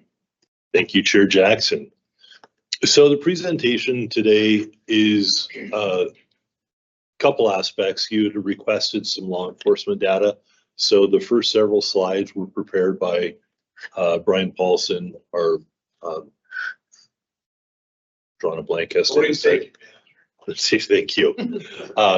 So he went on the Eber system and pulled a bunch of data that you guys had requested, I believe, at the last board meeting, and I think you also talked about that at the work session on October 2nd. So that's what the first portion is, and then I'll recap some of the public comments on the Upper Rogue, and then present some draft rules that you can look at. We can modify them and have further discussion at that point. So the first slide is, and I'm just going to go over these at a high level because I think the details are probably less important than the overall picture. But feel free if you have questions on details. I'm happy to address those, and I believe Brian's on the call as well. So if it's beyond my knowledge, he can provide some additional information as well. But essentially, the first slide, so the blue line in the middle is the on water law enforcement. And so since 2022, we've seen an increase in that. The next slide.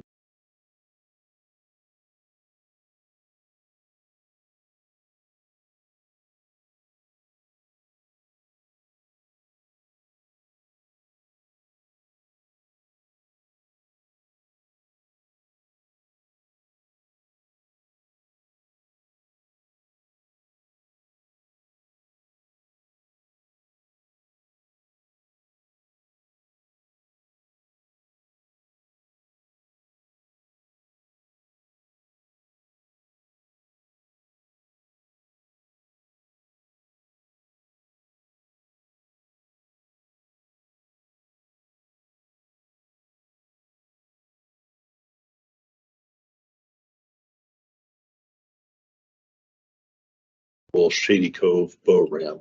And so we see a lot of contacts at the boat ramp and on the river. You said non-motorized boats. These are They're just non-motorized. non-motorized. Yep. Biggest violations we saw was life jackets and signaling devices. So, and that's pretty typical with what we see statewide. On our next slide, in that same section, we have the motorized contacts. And so in 2023, 24, we had 0. So very, very limited, and that reflects the amount of vessels on the water. The following slide is a repeat, but this is from in the upper right-hand corner. We have Dodge Bridge going down to the lower left-hand corner, which is former Gold Ray Dam, Fisher's Ferry area. And so in here, these are the non-motorized contacts. So, oh, and I'm sorry, on the far right, we do have from the Upper Rogue Regional Park, which is Shady Cove, down to Dodge Bridge, and that's on the cutout on the right. So we see quite a few non-motorized slides again, and then let's go to the next slide. Here's the motorized in that section from Shady Cove to Dodge. And what we see again, much fewer contacts, reflecting that there's fewer boats up there. Similar violations, carriage, then the only violation citation was issued is the boat number was at the wrong location on the boat. It looks like it was on the back half of the boat instead of the forward half. In this area, go ahead to the next slide. This is Dodge Bridge to Fisher's Ferry, so the lower part around Two Bell. We're seeing very limited contacts. And primarily, again, we've got the drift boats with the small, but we also have the inboard and outboard jet motors, and that's a power drift boat that Brian has a picture of. So contacts, let's go to the next slide. Incidents, so Upper Rogue is 43% of all waterways in Jackson County the last 5 years. So a large percentage of the responses is on the Rogue. Non-motorized accounts for 77% of all responses on the Rogue. Motorized is only 6% of the responses. Most likely cause is inexperienced boaters, hazardous water.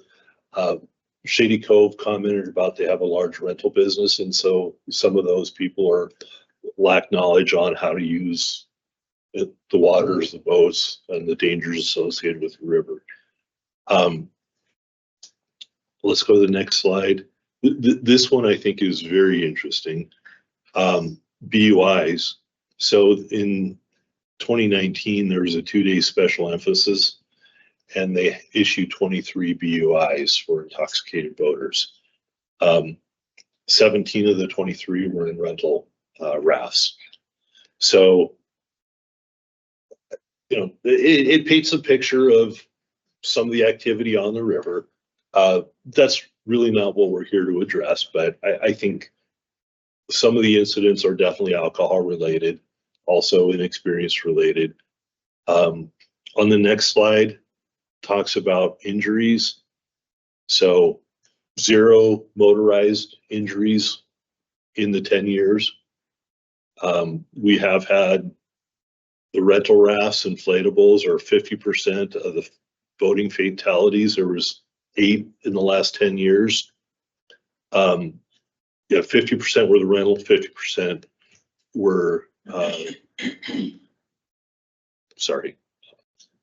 of the boating fatalities on the Upper Rogue. And again, this is all related to inexperienced boaters, hazardous waters, lack of life jackets, no boating related incidents. So that's a brief overview of what Brian provided. Do you guys have any questions on the data? You actually have any boat counts of who's using the Upper Rogue? If I draw a conclusion from your presentation or your information is that there's not very many motorized boats on the Upper Rogue. That's correct. So, and the basic problem is non-motorized boats when it comes to incidents. Right. Like So we're hearing from a lot of the commenters of this congestion and this safety concerns about the interaction of motorized and non-motorized. The data doesn't show that's an issue. I want to would, make sure I'm reading it right. yes, I would agree with that assessment. I would characterize that maybe a little different. Remember, I would agree with the assessment that the data is kind of showing we have areas of the river that are used more by non-motorized and more by some motorized. I think that in terms of the user conflict that you're hearing about, you think about one user group that's going down the river on a certain type of boat, and another user group's smaller, but you know, if everybody's flowing one direction and somebody's coming a different direction, you know, it doesn't take many going against the stream to create some of the conflict. So I understand that, but I'm trying to understand the congestion issue. How much congestion is there really on the river? Sure. I'm kind of building off of that, this whole concept that because of wakes, because of the conflict, because of the upstream nature of certain activities, injuries and things are happening. It doesn't, if I'm interpreting this right, the reports are that those injuries and things are happening because of things intrinsic to the injured party and the activity the injured party is doing, not because of an outside force on the injured party. Such as buoys, such as boating under the animal. Right, or just underestimating your skill set going through a rapid. as opposed to somebody's wake upsetting you in rapid. So especially above Shady Cove, Dodge Ridge area, Shady Cove testified that they have a significant industry of rental raft businesses. And so I think just the inexperience is creating a lot of the issues. And we don't, and as Shady Cove said, they don't see a lot of boats up in that area other than drift boats with small horsepower. And typically those will drift the river, go through a run, and then back up using the motor to go through the run again. So, you know, this really does reflect what we anticipated based on what Shady Cove has said. There have, you know, we're not really addressing the mini jets that have gone.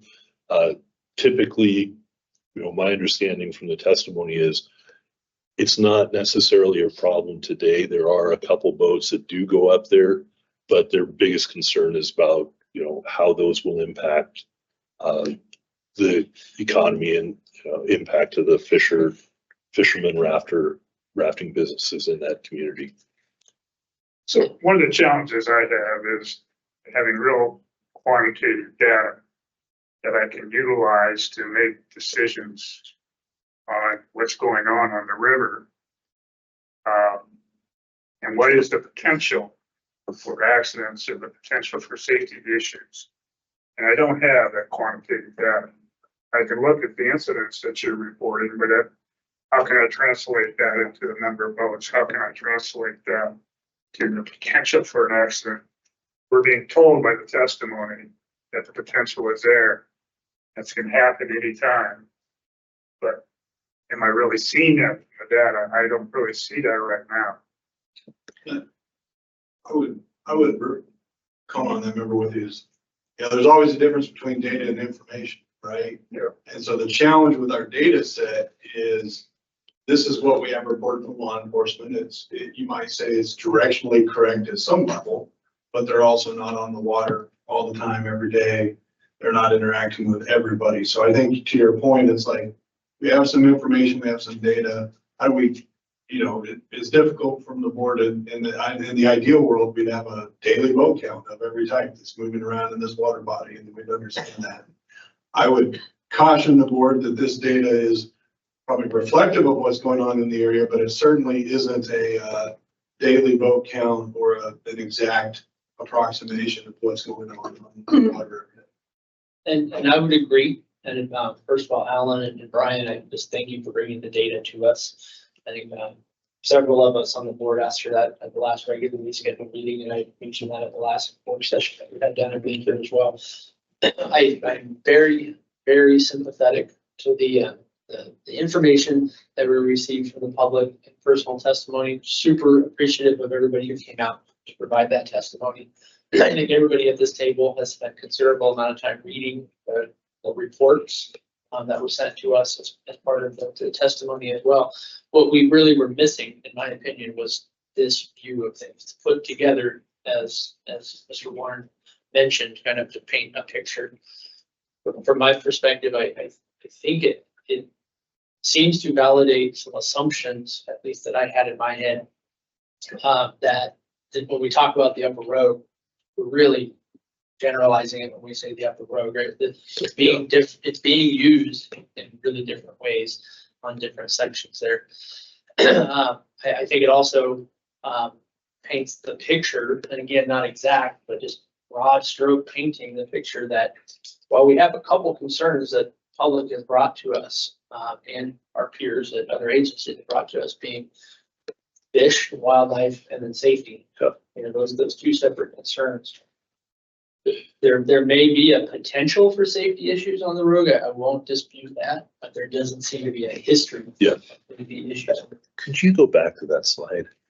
So I think it's interesting, and I've asked Norma to go back a couple slides. One more. Sorry, two more. There you go. So if you look at the number of dots on there, you know, those are the contacts with non-motorized. You know, when you see the number of them, there's a significant number of them.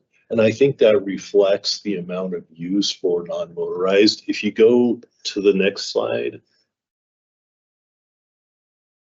So, no, that's motorized. Let's go one. Okay. This is the non-motorized down below, Shady Cove and Dodge Bridge. So still heavily used by non-motorized, but I think the non-motorized is a little bit lighter. Mhm. And so I think that also kind of reflects what we heard in the testimony that the, upper section of the upper road,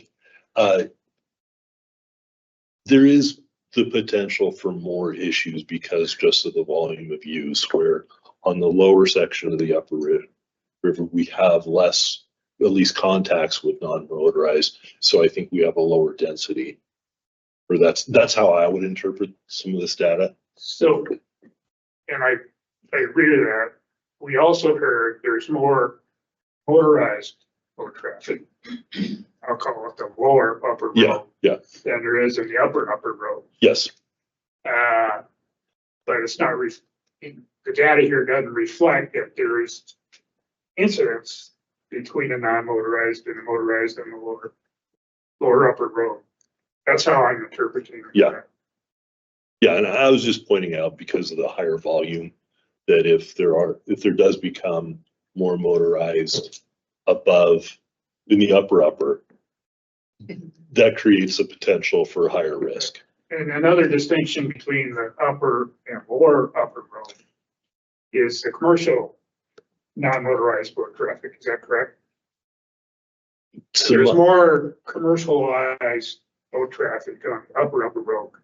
It's more individuals and other non-motorized road traffic below. So I have a hard time with the commercial because in the upper, and just definitionally, in the upper road, the commercial activity is guided rafting, guided fishing. There you go. In the lower section, then we have the commercial tour boat, jet boat operations. Yeah, jet boat operations, but I'm talking about non-motorized. Oh, yeah. Definitely that's More individuals, more right. And the rafting, self-guided. yeah, the rafting rentals or rafting guides are primarily up in the Shady Cove area. 95% of them are taking out at the Upper Road Regional Boat Ramp. Yeah. We're going down. There's a number of fishing guides below that go down to Fisher's Ferry, a fair amount, that interact with jet boat usage. Yeah. But Yeah, few we of them definitely see. Great jet boats, some do, but.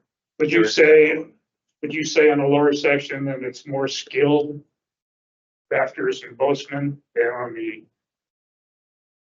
upper? Overall, I'd say yes, because the rental aspect isn't down there. So you would say the potential for accidents because they're more skilled to be less on the lower section. That probably depends. There are parts of the lower section, down to Fisher's Ferry where the river is quite narrow and channelized. And, it's the same issue you have anywhere where if you have somebody coming downstream and somebody coming up in a high powered boat, they have good on step steerage, but low idle steerage isn't very good. So if you're in and there is a blind channel down there that other river users use, and potentially any jet boat coming up on step in there might not see them. So that is potential for a safety issue.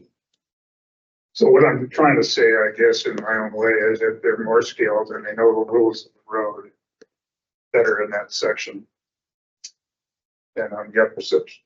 Comparatively, yes, because the upper section has so much more use though. But there's still plenty of, people that don't know the rules of the road.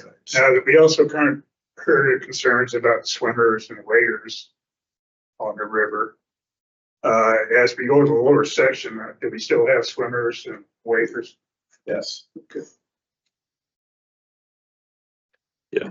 So let's go ahead go back to where we were there. So, and this is where my presentation starts. So just kind of recap, we all know that the Rogue is a multi-use river. And through the testimony, what we've really heard is the area above Dodge, Shady Cove is primarily used by floaters, paddlecraft, drift boats with the small outboards. Very heavily used, very heavy on the rental, rafting, fishing guides, etc.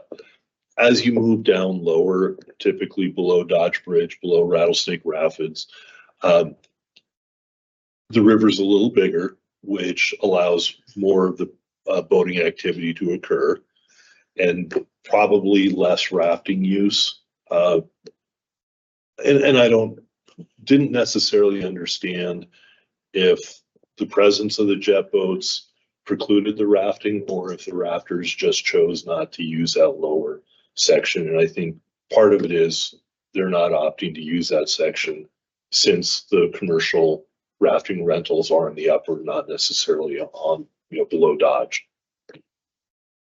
And then mini jets are becoming more of an issue, or they're becoming seen more. So let's go to the next slide. So some of the things that we're asking the board to consider is, kind of the philosophy of the rulemaking process. Shady Cove represents an interesting dilemma. And you're addressing this, is that we haven't seen a lot of issues.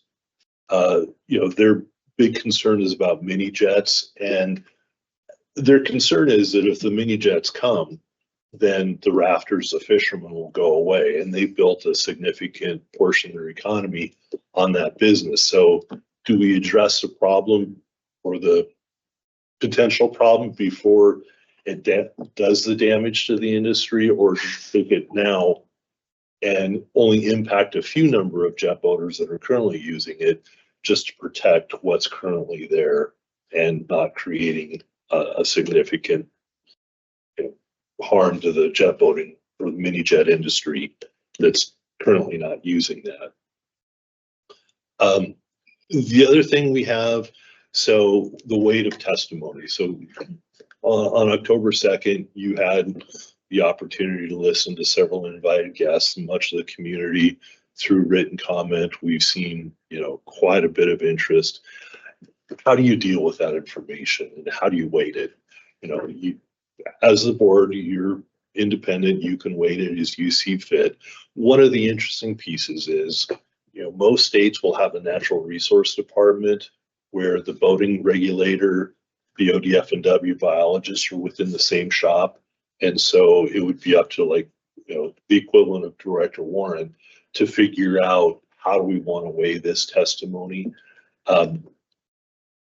We're not in the same shop as ODF&W, so they are kind of an independent agency, but they're also a state agency. And so the state really needs to have a unified presence in this.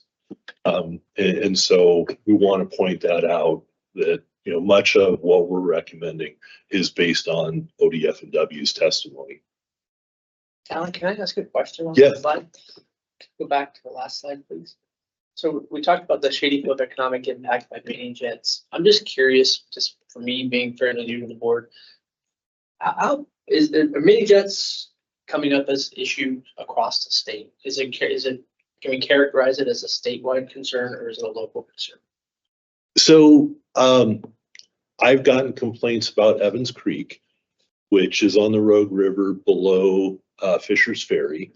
I've got complaints about mini jets on the Wallowa River, which is Northeast Oregon. Yes, Northeast Oregon. There was a couple more, I think Hunter's Creek. Yeah, member Lambert, I think Alan's doing a good job of showing the geographic nature of that mini jet growing industry. 2 years ago, when the board talked about mini jets for the first time, we had less than 200 in the state. It's grown now to over 300 registered, I think, as of the other day. And what we're hearing is their capabilities to go areas that maybe other power boats hadn't been, so the board never really needed to put a regulatory framework in place. Alan and others, Brian, get these calls of, I've lived here 40 years and never seen a boat in my life come through this, and I just saw a boat. We know right away that that's a mini jet, right? Or we hear from non-motorized boaters that are on just a really little side channel kind of creek that, boy, I was kayaking down and, here came a boat up and there's not, never seen a boat here. So it's an issue that we're definitely seeing growing. We're seeing and hearing from other boating organizations across the country that it's growing. You know, you can kind of imagine the areas where it's probably more, you know, I doubt Nebraska's having a lot of mini jet problems, nothing against Nebraska, right? But, you know, Tennessee and Idaho, Alaska, and in some states would say problems, some would say looks like a lot of fun, right? But, you know, so it is a growing issue across the country. It's a growing issue in Oregon. So it's one we're hearing more about for sure. So a couple of years ago, as Director Warren pointed out, we did start to address the issue of mini jet boats. We really never brought that to a conclusion, but we did engage the mini jet boat community, and they didn't realize our concerns at that time. It was my understanding that they were starting to manage themselves and educate their constituency so that it would become less of a problem. Doubtedly, we're going to have to deal with that again. But my philosophy is that I am here to enhance and encourage all jet boaters, not jet, because all boaters in Oregon without prejudice. So I'm more concerned about having rules and regulations that protect the waterways and avoid safety issues than I am trying to focus on one class of boater. So we need to address it in different situations, but we need to do it, I believe, on a case by case basis. In this particular case, we have a river that allegedly is congested already. It does have floaters or non-motorized boats coming downriver, and these mini-jet boats would be going the opposite direction, and they're moving very fast. So I think that raises the safety issue in this particular case. So I would limit, in my view, all motorized boats that are potentially causing an issue and not focus on mini-jet. Yeah, I see what I'm trying to say. Yeah, I hear you. I guess the reason I asked that question was that just trying to just see if it's a localized issue, if it's a statewide issue. I think Member with you painted that picture well for me.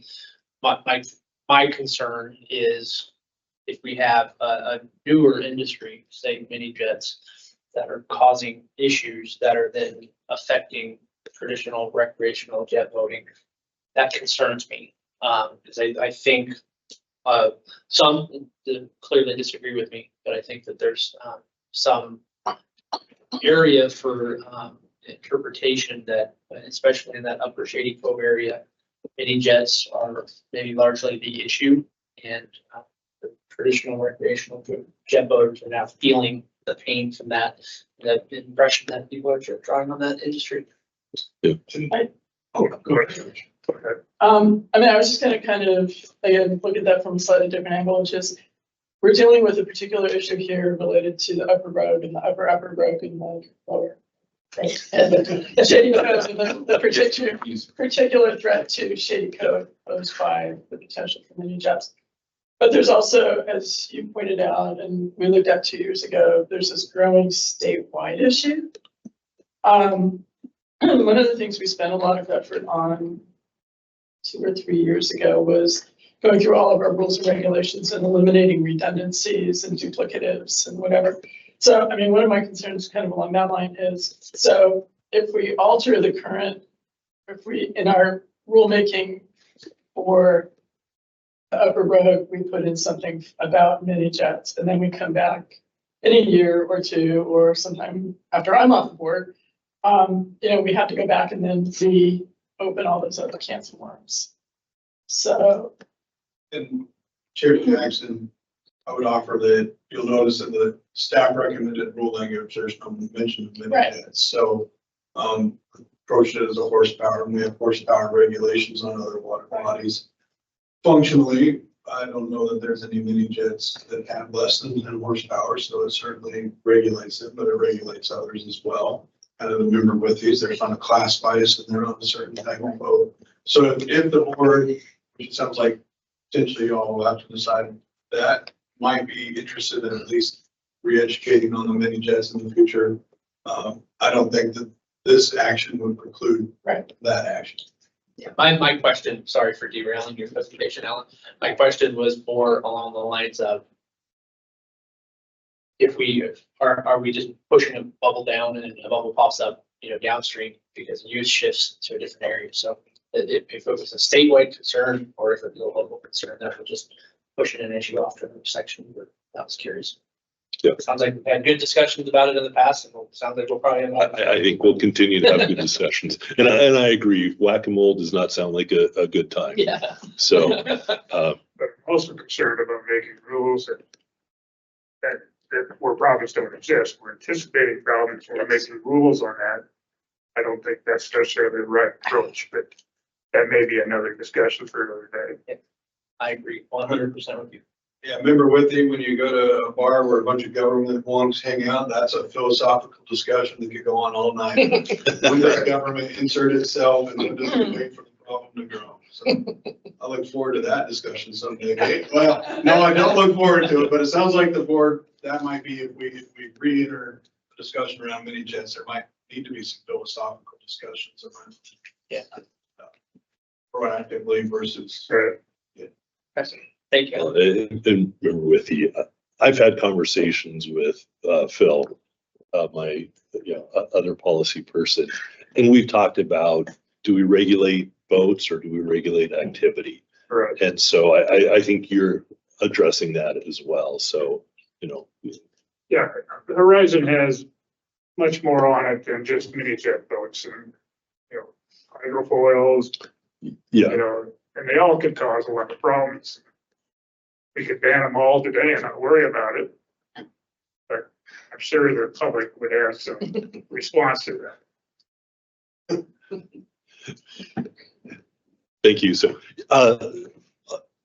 this slide just represents the authority that you have to make your rulemaking authority. And the primarily reason in here is to put it on record. So we heard a lot of complaints about noise, about erosion, about vegetation. So some of that is outside the bounds of what we have authority to really look at. Specifically your task with safety, congestion, property rights, and by statute also protection of the fish and game fish and protected species at the request of ODF and W. And so by law, we do have a provision to, take ODF and W's recommendation. And then the ORS 83195, this one's an interesting one, protect traditional boating and preventing boating user conflict. And so clearly this is a boating user conflict situation. We don't define traditional boating activities in the statute. So I think that's open for interpretation as what you would consider traditional boating activities. And so that's one area I wanted to point out. So with that, let's get to the proposed rule. And so what we've done is, trying to thread the needle from all the comments we've heard to try and make as, many people as happy as possible. And we're going to fail miserably at making everybody happy. But I think we're trying to come up with a reasonable compromise that makes sense for the community, makes sense for our authority. And so this is our effort. And, this is just a staff recommendation. You guys are free to make modifications to that, accept it as is or reject it altogether. But let me go through that. So the first line, Upper Rogue and its tributaries.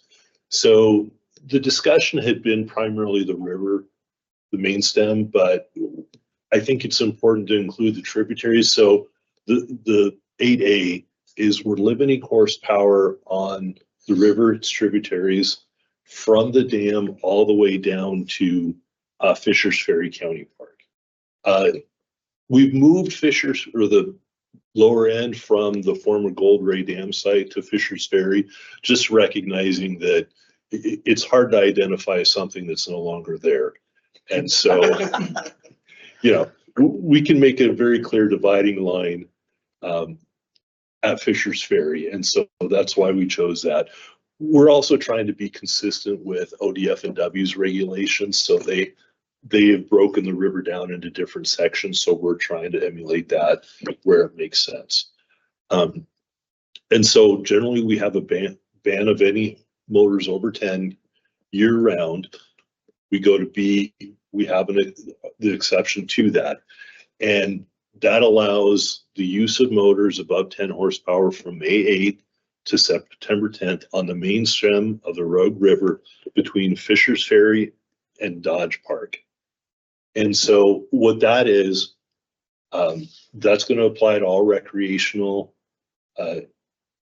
Limited commercial will address that for like 6-pack guides, recreational users who want to put in a Dodge Park. There's a pretty common run called Salmon Alley where people like to fish. That will allow boaters to have access to that section of river. And Dodge Bridge is one of the lines of demarcation that ODF and W uses. So we're consistent there. One of the things we've done without addressing mini jets, but to address mini jets, because there's a dividing line at Dodge, a mini jet wouldn't be able to use the upper sections, the upper section at all.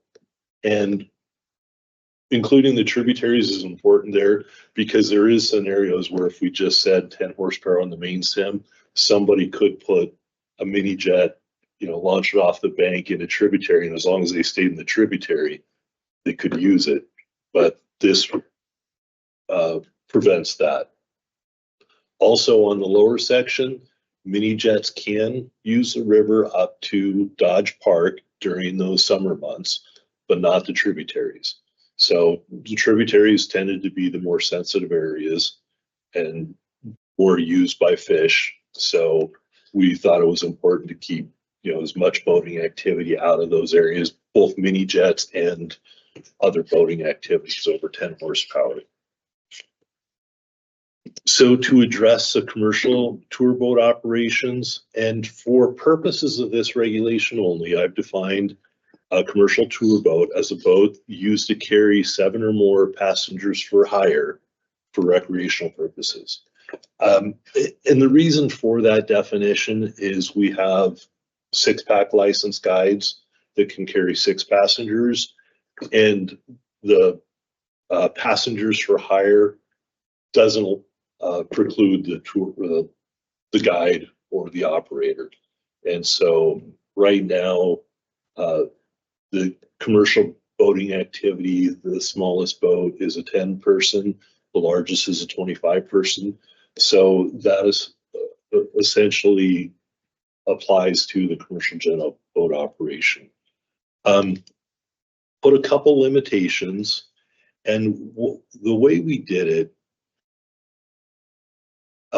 so we put the limit at Rattlesnake Rapids, and in Taylor's testimony, he has said, and he also said at the Shady Cove town hall meetings, that he wouldn't go above Rattlesnake Rapid.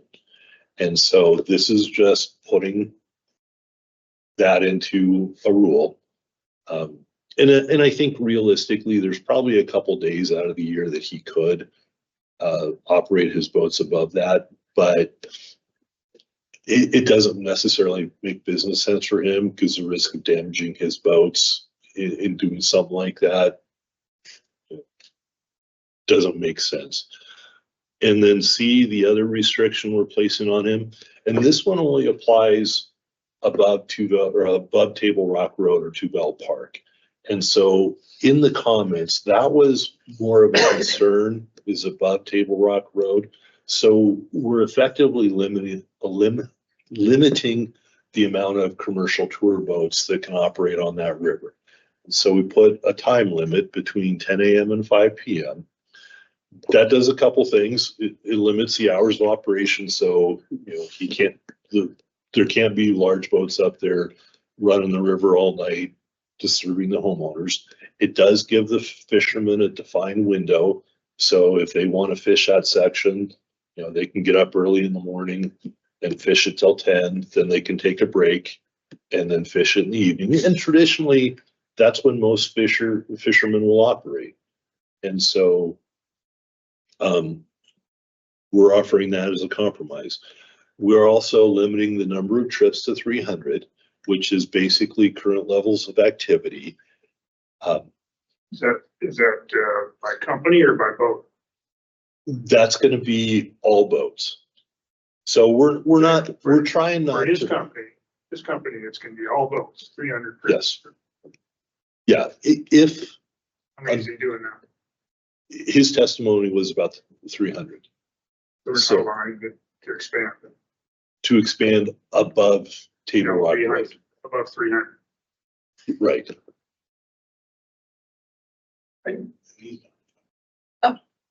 Yeah.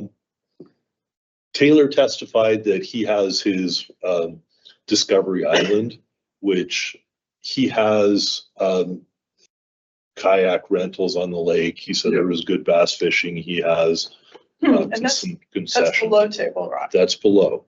So he has concert series, different events. So this wouldn't preclude him from growing that aspect of the business.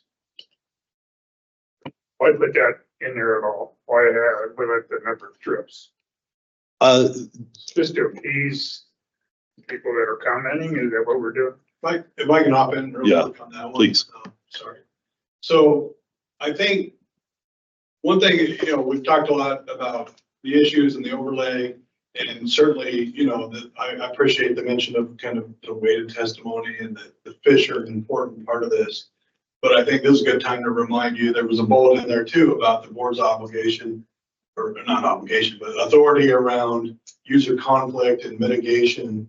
And I think what's important to me is to make sure everybody here and everybody listening knows is that these rules were really a mix of, Marine Board authority with also listening to Fish and Wildlife on the fish, but really also making sure we're addressing what is primarily a voting issue for us as the Marine Board.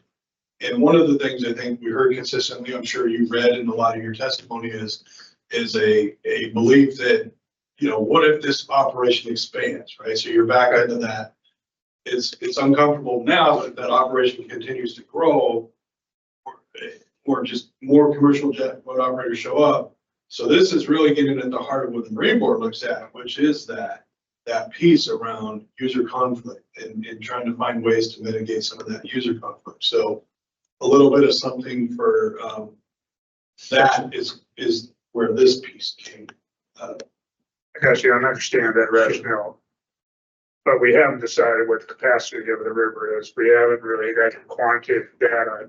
Show us how many boats are operating on the river now. We don't have any quantitative data on actual conflicts that are occurring.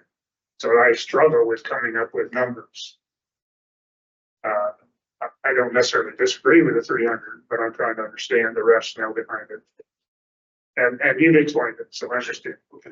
Thank you. And then the hours of operation, 10 to 5. Eliminates my dinner cruise. So part of that was reflective of what's on the website of the. So he's operating within those time hours now. Yeah, so essentially, we're limiting the activity above Table Rock, Tubell State Park and Table Rock Road to the current activity levels. I'm still not clear what's happening below Table Rock. Is he operating below Table Rock? So he has two primary activities. One is his tour.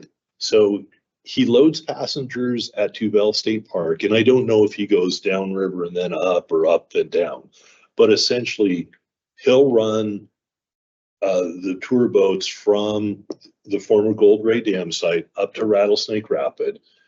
And the guests will spend like an hour in his Discovery Park. And so that tour is part thrill ride, part narrative on historical events, the history of the area, the geographical activities, but that's one operation. Then a second operation is the Discovery Island or Discovery Park, where he'll hold there was like a Friday night happy hour where you could get on the boat at Two Bell, take the water taxi to his island, and then, you know, enjoy a beverage, listen to some local musicians. I think he has like 4th of July celebrations. So the jet boat is a way to get people from the boat ramp to his park. Right. And so this proposed rule wouldn't limit any of that activity. It would just limit how many tours he I'm a takes. little concerned about calling his tours as thrill rides. Everybody on the river is looking for a thrill, or else they wouldn't be out there. So when they say one thrill ride is more important or less important than another, I have problems with that. So Just going out and watching eagles on the river is a thrill. yeah, no, my intent of that Well, was I know. he But does I'm like just- 360s. People that come. Yeah. What happens if another commercial tour boat wants to start operating on the river? They would be subject to these same limitations. Doesn't preclude that from happening. It doesn't preclude it from happening, but they would be subject to the hours of operations Yeah. above Table Rock. And then I'm not sure how technically this would work, but the 300 limit would apply to both operations. So whether they split it down the middle, whether, you know, one got 25% of that, the other got 75%, 300 total locked. 300 total. And remember, we have statutory authority for the boating that allows us to essentially put in special use permit type systems. We've never used that as an agency. Certainly the federal government has some areas they've used it. So I think conceptually, if another tour boat operator wanted to begin operating in this area, staff would be looking at issue. We'd have to put in a special use permit and then come up with the board on some methodology by which we allocate those 300 trips. So what we heard in the comments down there is there was concern about the board having permitted this tour boat operation. And I think we clarified that they're actually permitted by Parks and Rec. Is that correct? I'm member with you. They're not permitted by Parks and Rec. So on that particular piece, there was a bit of misinformation in the community for a while that the boat ramp at, remember Lambert can give me the name. Upper Road Regional Park. Upper Road Regional Park, rolls right off the tongue. The improvements that were being done at that boat ramp were being done to help RoadJet expand their operations up there. And I know that Janine Black and probably member Lambert and some of his day job have educated the community that wasn't the case. So I think what you were hearing was there was just some information going around that somehow we were permitting him to go up above. And the reality is we don't regulate guys that way. They get their guide license and they can go anywhere it's legal. And it was tied to that boat ramp project that folks thought somehow we were permitting it to go up above.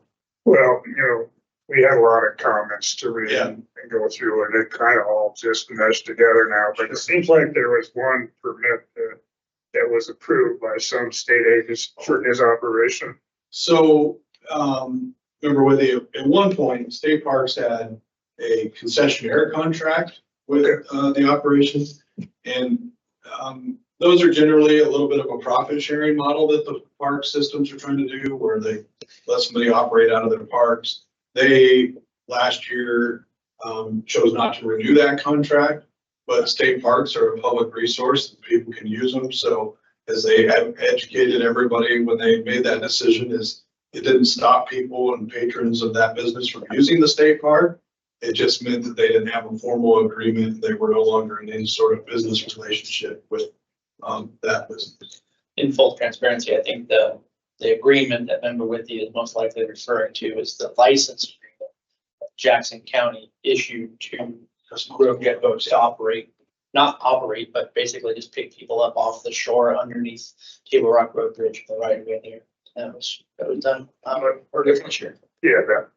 If I'm understanding you right, Director Ward, in the future, the board could institute the special use permit provision for additional tour boat operations. Is that correct? Remember with you, that would be correct. That would be the first time the board's done that. Right now, there's not a conflict if the board was to adopt this rule as written, because there's only one operation that meets that. But if another operator wanted to come in the area and operate similarly, we would have to review a special use permit system to allocate those 300 trips. I didn't mean to cut No, you you go good. I didn't mean to cut you off. Along with that license agreement that I mentioned, the county, which by the way had no revenue attached to it, there's no cost on that. I think some of the comments I read, and I'll just bring it out in the open, throw it out there. There were some folks that thought there was the potential for a conflict of interest because I work for Jackson County and our board of commissioners that made comments on this in the past. Just to let everybody know, when I brought this up at my first meeting in April, one of the first things I did when I became the Marine Corps, because I knew there would be opportunities for us to be discussing things that may happen in Jackson County, is check with the Oregon Government Ethics Committee, Commission, and ask that exact question. As an employee of Jackson County, if we're voting on issues that directly pertain to Jackson County, or you're voting on issues that are in Jackson County, am I required to declare a conflict of interest? And they responded to me saying, no, that is not the case, because Jackson County is not a business. Therefore, there cannot be a conflict of interest that occurs. So that was verified early on, because I did not want to get crosswise with the Oregon Government Ethics Commission. That's generally not a good thing to do. And I would just also throw out there that I think that there's some folks in their comments that I was reading, and I read every comment, and there were thousands of comments on it.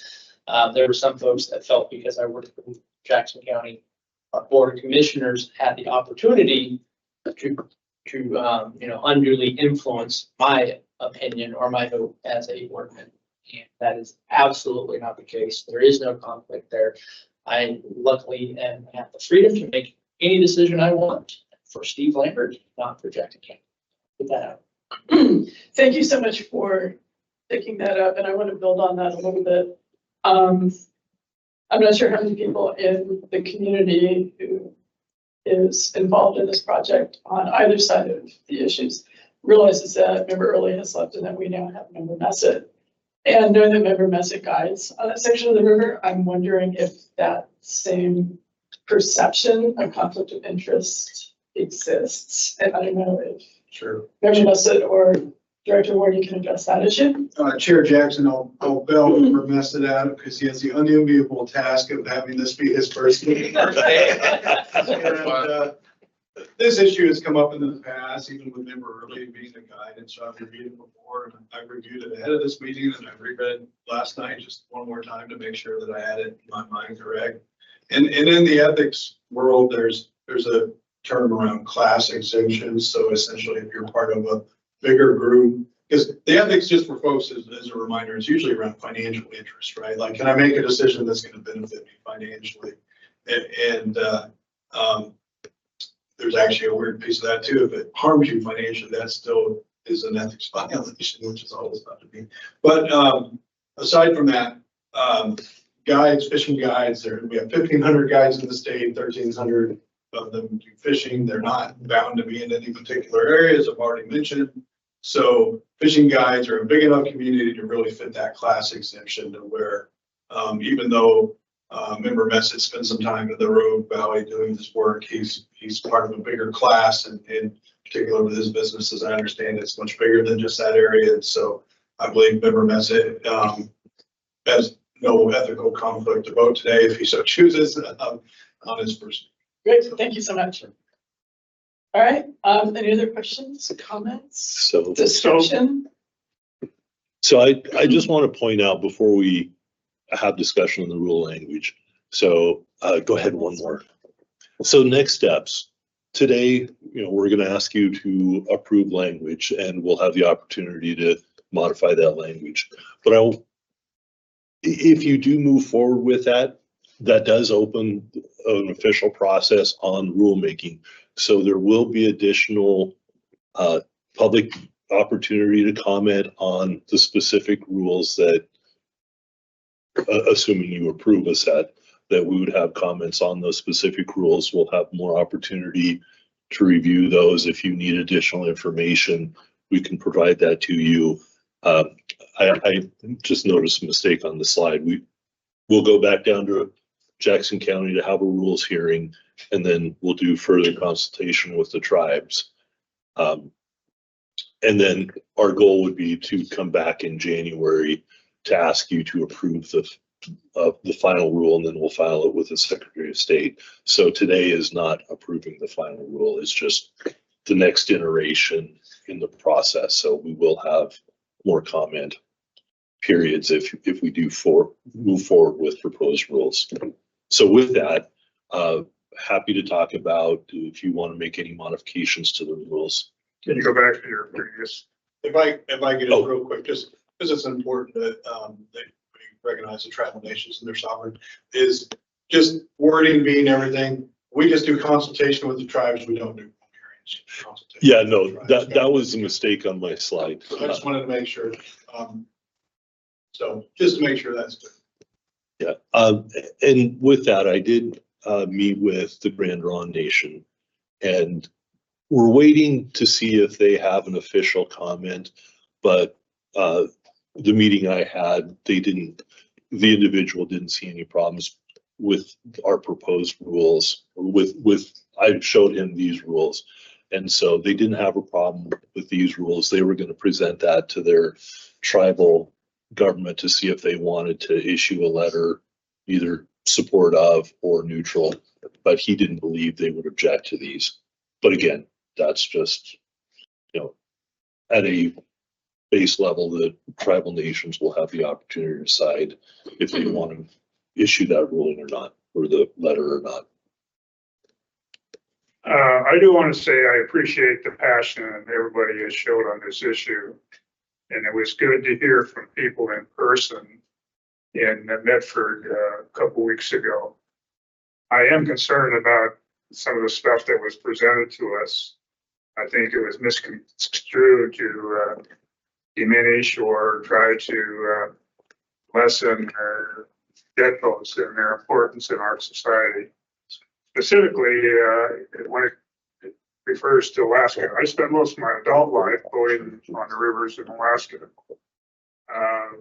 Jet boats and salmon are synonymous with Alaska. In fact, in interior Alaska, there's more jet boats than there is automobiles because there's no roads. And when you're talking about jet boat operation impact on the salmon population or the rivers themselves, people are looking at ways to accommodate the jet boats and make it possible for the river and the jet boats to exist. They're not looking to ban or restrict jet boat operations. They would never be able to accomplish that because jet boats are so key in life in Alaska. And they brought up the Kenai River. Lived on the Kenai River, and I've done a lot of boating on the Kenai River before and after the boat restrictions. Kenai River is nothing like road. It's a glacial fed river. There's no flow control. The river ebbs and flows with the glacier. The glacier melts, you got plenty of water. If the glacier freezes like it does in winter, the river turns into a trickle. The riverbed is the glacial till riverbed. And the use of the river is much different. Yeah, when the sockeye salmon are running into the Russian River on the upper Kenai, the banks are lined with fishermen shoulder to shoulder. Hundreds of fishermen. You get a fish on, you start screaming, fish on. So people back away from the river. Doesn't always happen. So in the lower river, you got people dip netting in the river. The residents go down there and they dip net. They stand shoulder to shoulder and they pull fish out. They're allowed 30 at a time now, I believe. So it's a totally different river system. And the Chilkoot River, Chilkat River in Haines, Alaska, you depend upon jet boat tourism for their economy. They didn't eliminate any jet boat operation, but they did establish rules like we're trying to do here to accommodate the jet boat operations. So I'm concerned about how that is being presented. Jet boats are a key essential part of Alaska life. And then they spoke about New Zealand. I've been on jet boat operations New Zealand. That is the birth of jet boats.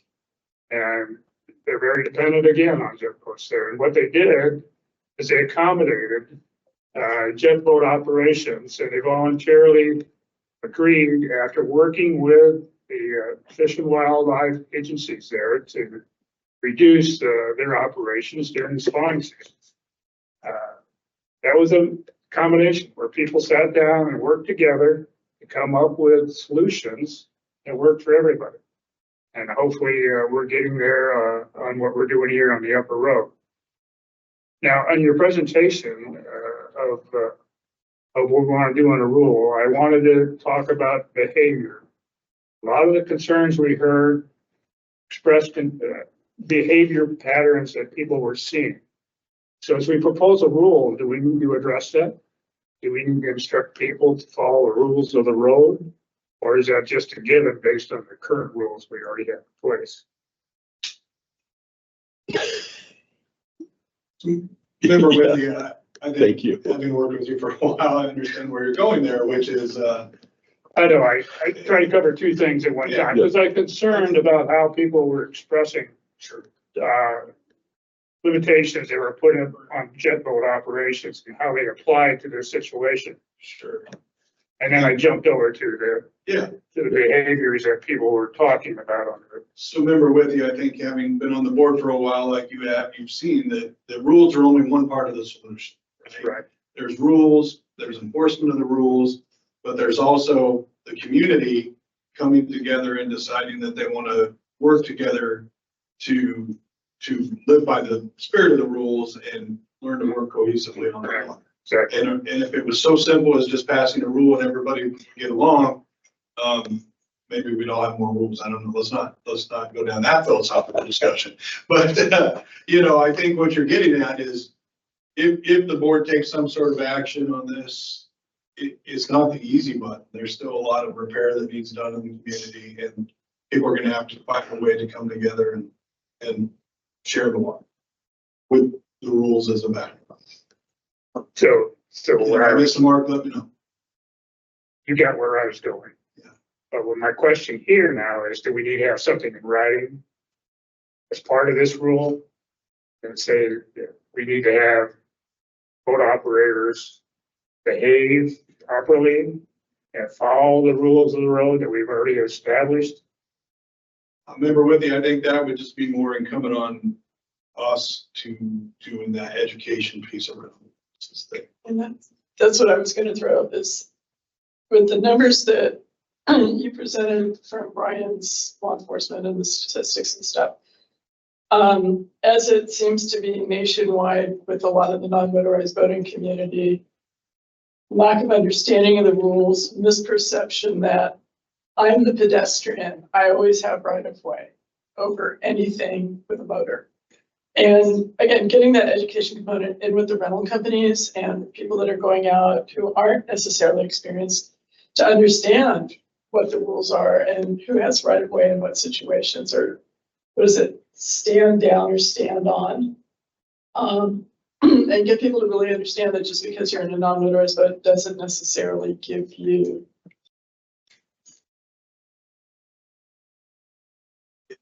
So that whole education, I think is really important.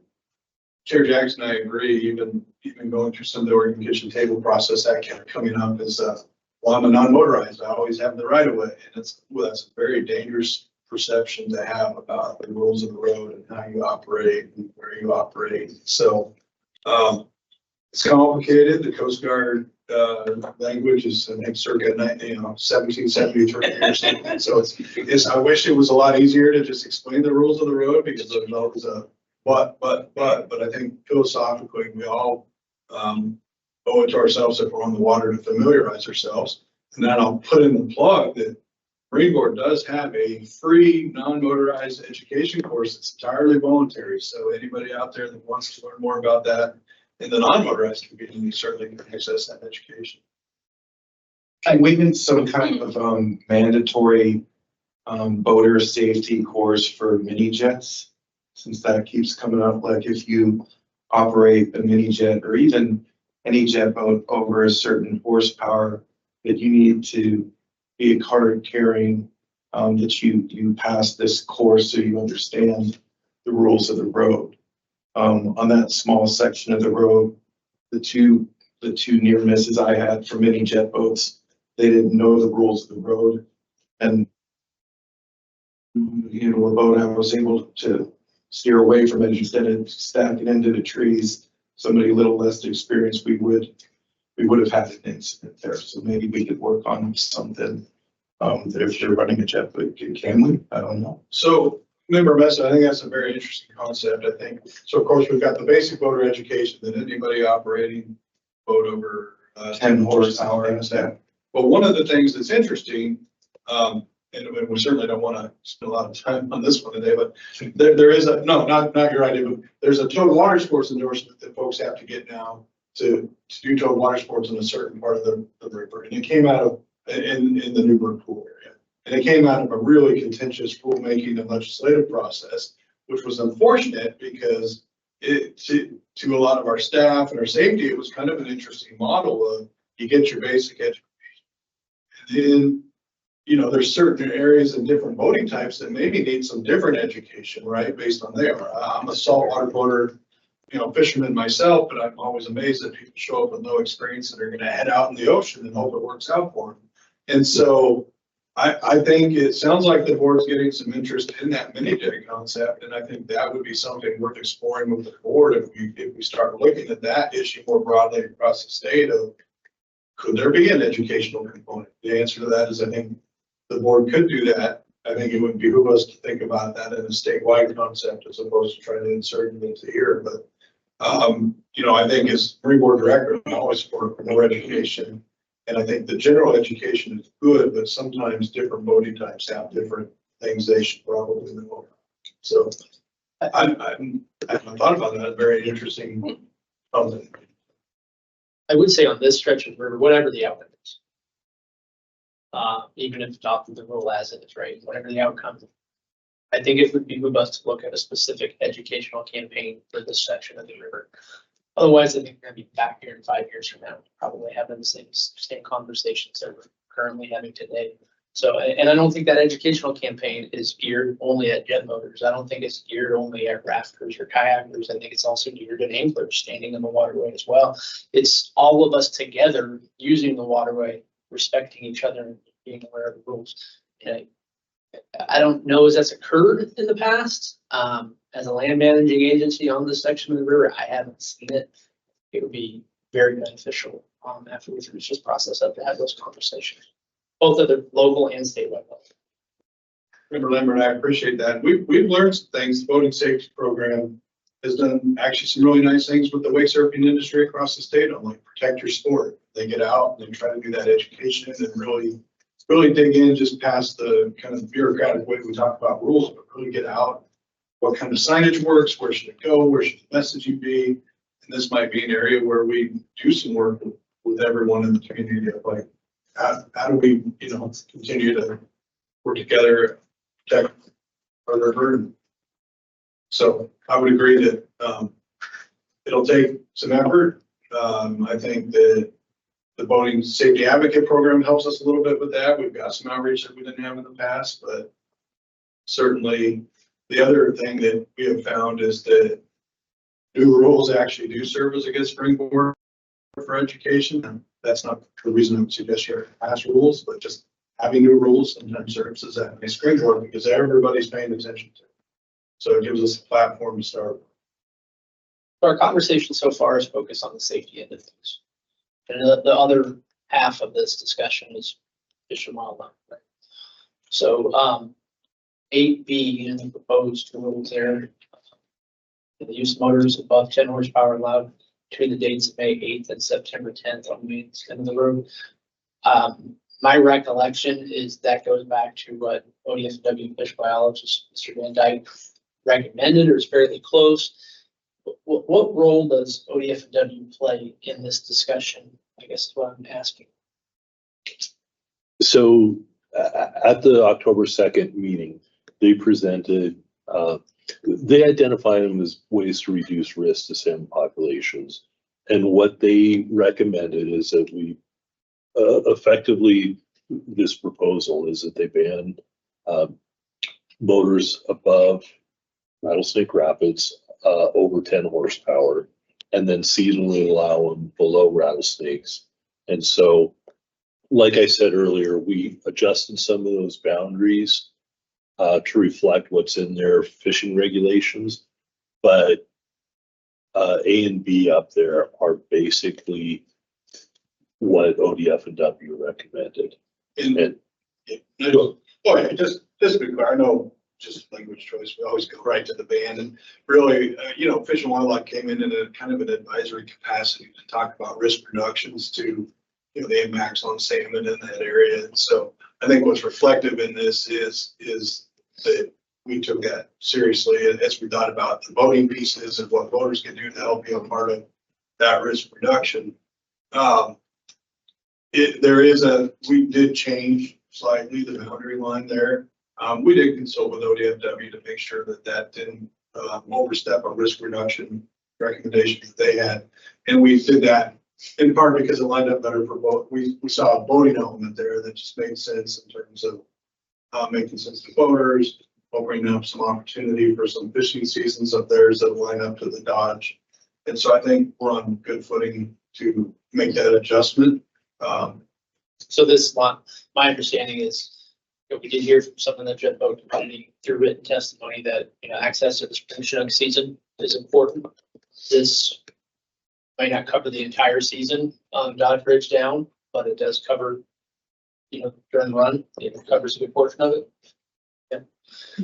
So in a nutshell, then I guess it's safe, and I think it's important for voters who are watching to understand this. Correct me if I'm wrong, Mr. Warren, but it's safe to characterize this, that this is being drafted, these rules at least A and B at the request of ODF. Member Lambert, so there's a statutory piece that's very formalized, and I would characterize it less as a request, an official request, and more as again, that advisement. I think Alan did a really good job of describing that why we're not a Department of Natural Resource. We have a natural resource cabinet, and it's important that we all work together and respect each other. So those elements certainly were responsive to making sure voters are doing their part in the risk reduction to salmon impacts. And so, but I wouldn't go as far, just to be clear, I don't believe we've invoked the statutory piece of a requirement to do such, but I would also say, why would we want to go to that level with a partner agency? Right. So they've given us information. We've, again, blended that with user conflict and voting issues and arrived at this as a recommendation. So I think it is indicative to me of multiple agencies working really well together as a natural resource cabinet to come to this recommendation. Understood. I guess what I'm trying to clarify, and I'm sorry for pinning you against the wall. That's okay. What I'm trying to clarify is when we reviewed in previous slides the statutory authority that the board has for making rules and recommendations. One of the ones that we reviewed was we have the authority at the request of ODF&W. Yes. So I'm trying to get to the sense of, is this part of that? Statutory intent. I think we've met the requirement that we're in good standing to move forward with this, and you're within your authority to do so. So I want to add another point, partly for our two newer members. We also have what's called an emergency rulemaking provision where ODF&W, for example, if it's like an extreme drought year or the flows go below a certain level where they believe that this is no longer workable, they can come to Director Warren and ask for a temporary emergency rulemaking that would meet whatever it is they need at that time. So, if we have a couple of years of extreme drought and there's very, very low flow and they're concerned about the salmon population, we can invoke an emergency rule that would stop the jet boat use or realign the jet boat use for that particular year. What's the threshold for that? Because we have that ability, but that's kind of frightening to me when the government can just invoke an emergency rule without input from the public. I'm just curious what generally, have we ever done that? What's the threshold on that? We have that ability.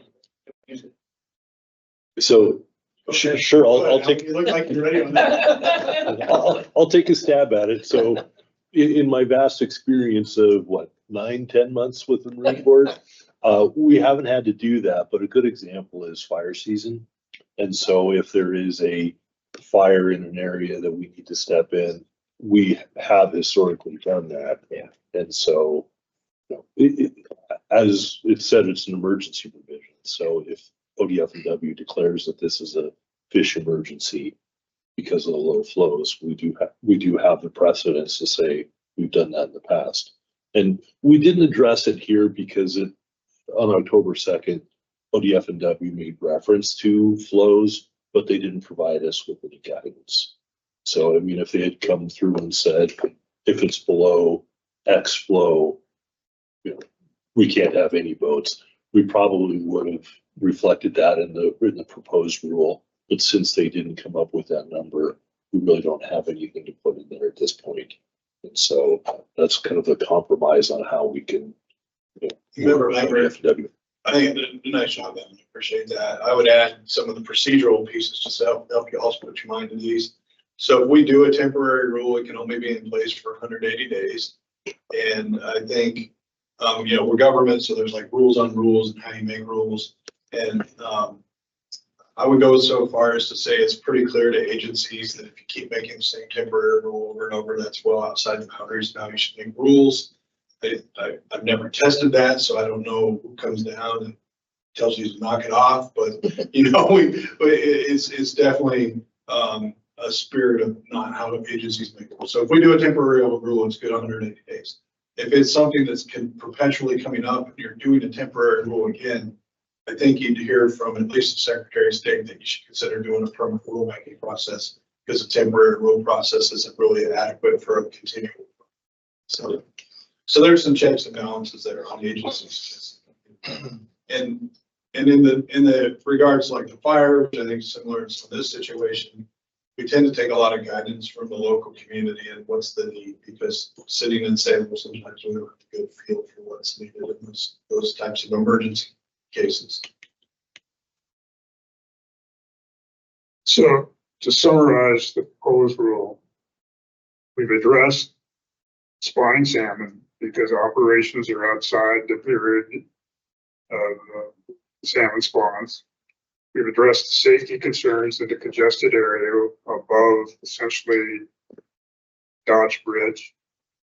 And we addressed the people who are using the river now and accommodating their needs. So is there anything else we've left out from the comments that we've received that you haven't addressed?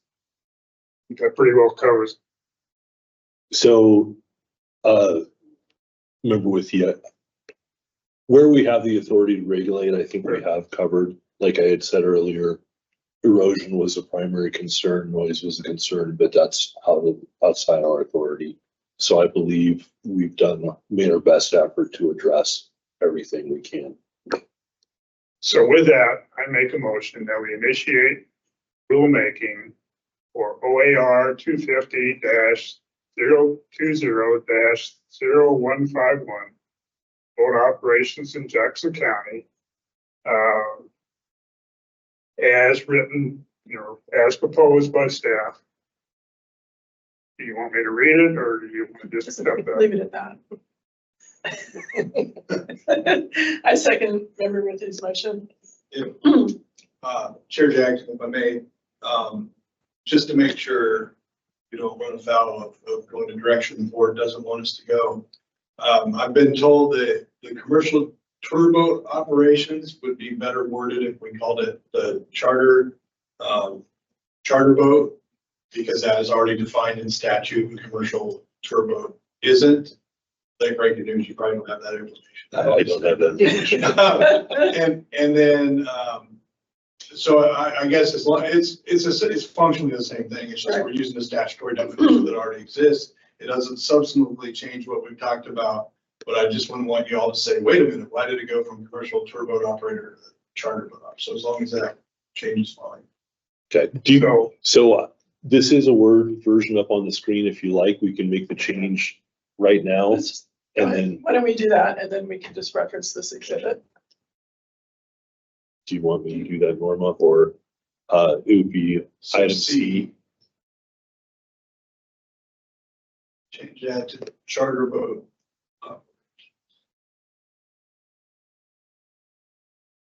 Tour in or out?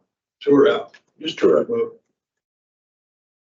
So then on A, do we need to, for item A, that would be changed to charter boat? Do we leave the 7 passenger for hire?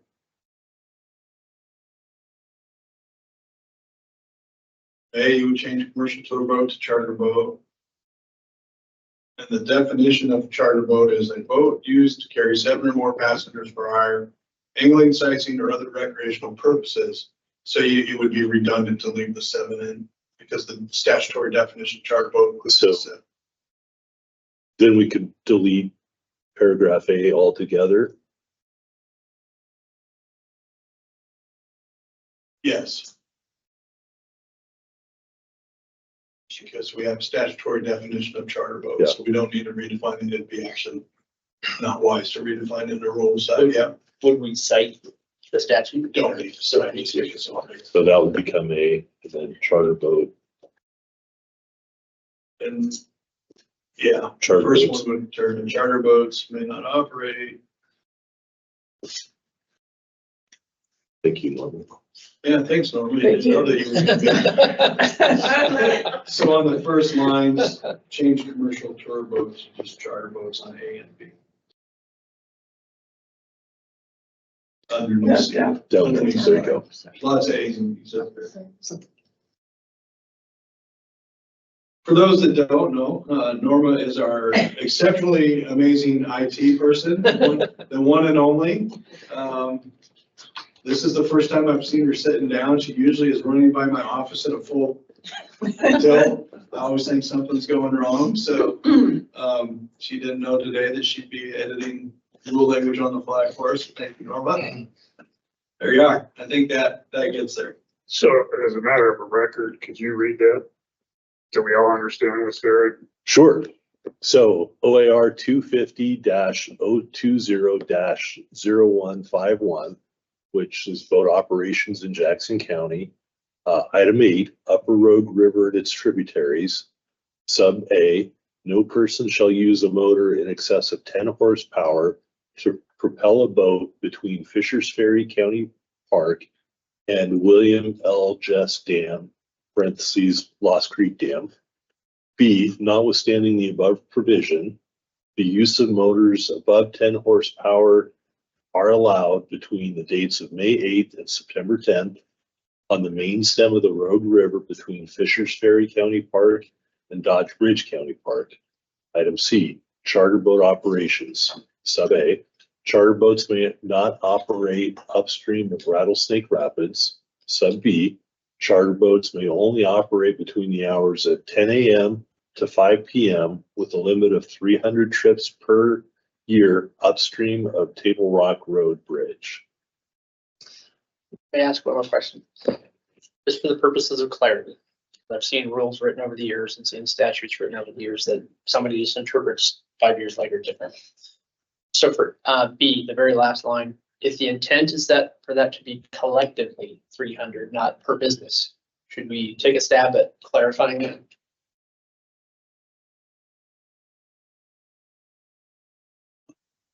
Member Lambert, I do think that might be important to capture, so let's just take a moment to make sure that. So Alan, you get the challenge here, right? Is how do we make sure it's clear that it's 300 total? The total number of charter boat. Or with a limit of 300 trips per year, total of all operators. There you go. So I would propose making that C. So item B would be charter boats may operate only between the hours of 10 a.m. to 5 p.m. upstream of Table Rock Road. And then the total number of charter boat trips may not exceed 300 per season above Table Rock Road. Do you think that? Collectively, or some kind of way of capturing that it pertains to all businesses collectively, not one business. Yeah. Alan, I think you're onto something of putting a period after the 5 p.m. and then creating a C. So And using some of the language like Chair Jackson and mentioned. Yeah, I think we want to leave the upstream of Table Rock Road. Yeah. So. Yeah.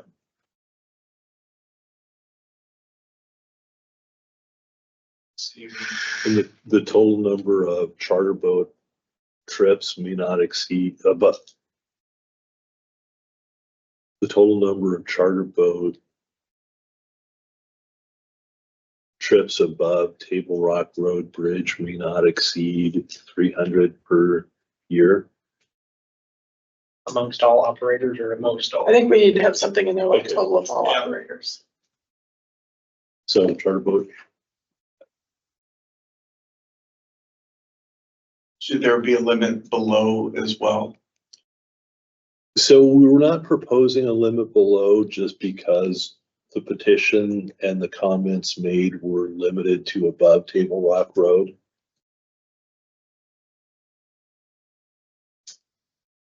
Yeah, above Table Rock. That's a lot of pressure in a small area below Table Rock Road, which would, based on the comments, push out other user groups from that area. And I'm not sure what the OFD, I'm not sure what Fish and Games comments would be on that area below there, because they weren't very specific about fish habitat with that amount of So, heated jet boat use or high powered jet boat use in a small, what I perceive sensitive area. so board member, and I forgot your last name. That's it. That's quite all right. I apologize. I'm still learning all this. Yeah. So ODF and W, their recommendation was to allow the jet boat operations occur downstream of Rattlesnake Rapids. They didn't address the number of trips. And so I don't think whether they have concerns or not, they didn't address them. So at this point, I think this meets what ODF and W requested. The limit on the trips was based on public comment and the petition, because the sensitive area that the community was concerned about was above Table Rock Road. More so, yeah. More so. And so I don't think, this jet boat operator has been there since 2011. We haven't seen a significant increase in any other operators during that time. So I don't think this opens the door to have a bunch of tour operators come into the location. And again, I think in this case, it's a situation where we went further than the risk reductions identified by ODFW to get at and address some of that user conflict. Develop rattlesnake area, addressing the concerns about like future growth in that area. So I think we should also keep in mind, this is not the last time we're going to see this rule. Sure. We're going to go through the comment process now, and before this rule is finalized, you get another opportunity to take a look. Okay, so we have a motion, we have a second, we've had discussion that amended the language of what we were proposing on. So I think technically we have to approve the amendments that were made to Right. section C. Then So can we have discussion after that? Or are we still, I'm not sure. on the- we can discuss as much as we want, but we first have to approve those amendments and then we can approve the whole. I'm glad you got the procedure. So any discussion of the stuff that we just amended? So, call the question. All those in favor of accepting points A, B, and C under subsection C? In favor? So you're looking for a vote, or you want? I'm looking for a vote to approve under charter boat operations. We just modified a bunch of the language there. So I'm looking for us to approve that amended language, that revised language. Right. You want a motion first, or you want to just, I'm just calling the question. Yes. yes, Approve. Yes. Okay, we have 4 approves of the modification to subsection C. Now we have a motion on in a second to look at the whole thing. Any further discussion of that? My only comment that I wanted to make is throughout the process, we heard from several folks in the reading comments and conversations and a testimony on the October 2nd work session that it's just an easy decision. Make the decision that's before you. And I guess I want the folks that are listening and on all sides of the spectrum to know that this is not an easy decision when you're sitting on this side of the table. And the three people that are next to me, you've listened to passionate folks that have a lot of concerns in this section of the river, some of them with decades worth of experience. We all on jet boating and out of care from environmental reasons for the river, et cetera, a bunch of different concerns. But it's our job to try and find some sort of a middle ground that preserves much of this use and the natural environment for folks to be able to continue to use. And that is a hugely gray area that we have to wade through. And I appreciate the three folks that are sitting next to me for taking a stab at this and for signing up for this to begin with. Because when you sign up to be on a board like this with the state, you're tasked with making this hard decision when you know it. Start. That said, it's not an easy decision. I personally we are making a decision to take any kind of public access or limit public access to any kind of land or waters. That's one of the most important things that I think we can do on this board from my perspective. And it's a hard decision, and I think we're working through the process to get there. So I just wanted to get that out there for anybody who's watching. And I also agree that I really appreciate all of the comments and the time that people took to come out on the second, the time that people took to put some thought into sending us comments on this whole issue. And it isn't an easy decision. And thank you for helping us along with it, as well as thank you to staff for helping interpret parts of those areas that are a little bit outside of our knowledge and outside of our understanding. So with that, I'm going to call the question. As moved and seconded with the amendment to that second language, all those in favor of adopting the proposed rulemaking for OAR 250-020-0151, aye. All those in favor? Aye. All right, Aye. No opposed? So you're going to go forward with this language into another public comment period, another public hearing down in Medford, tribal coordination, Yes. and come back in our January meeting to move forward or not. Great, thank you. Thank you. So we've been at it for another hour and a half since we last took a break. We have one item that's going to take a bit of time and one short item. Do we need to take another break or do we want to move? Okay, move on. We are going to move on. So our next item is the executive session pursuant to ORS 192.660 subsection 2 subsection 8. The Oregon State Marine Board will now meet in executive session pursuant to ORS 192.660 subsection 2 subsection H to discuss current litigation matters regarding Voters' Rights Association. Representatives of the news media and designated staff shall be allowed to attend the executive session. All other members of the audience will not be allowed in the room.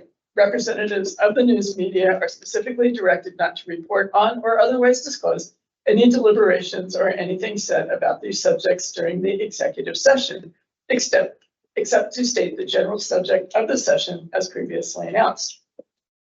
No decisions may be made in executive session. At the end of the executive session, we will return to open session. The Teams live stream will show a screen indicating that we are in executive session, and we will remove it once we have returned to the room.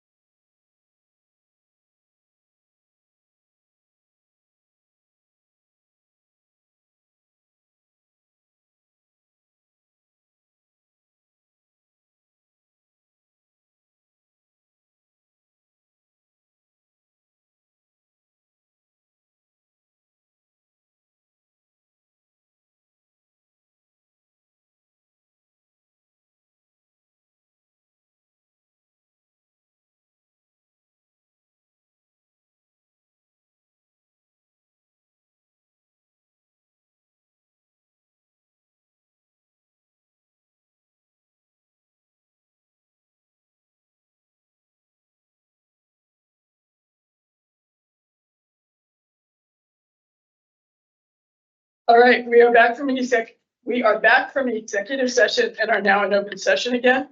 Per ORS 192.660 subsection 6, no decisions were made during the executive session, and we are now moving on to agenda item F, which is board meeting timelines. Director Warren. Sure.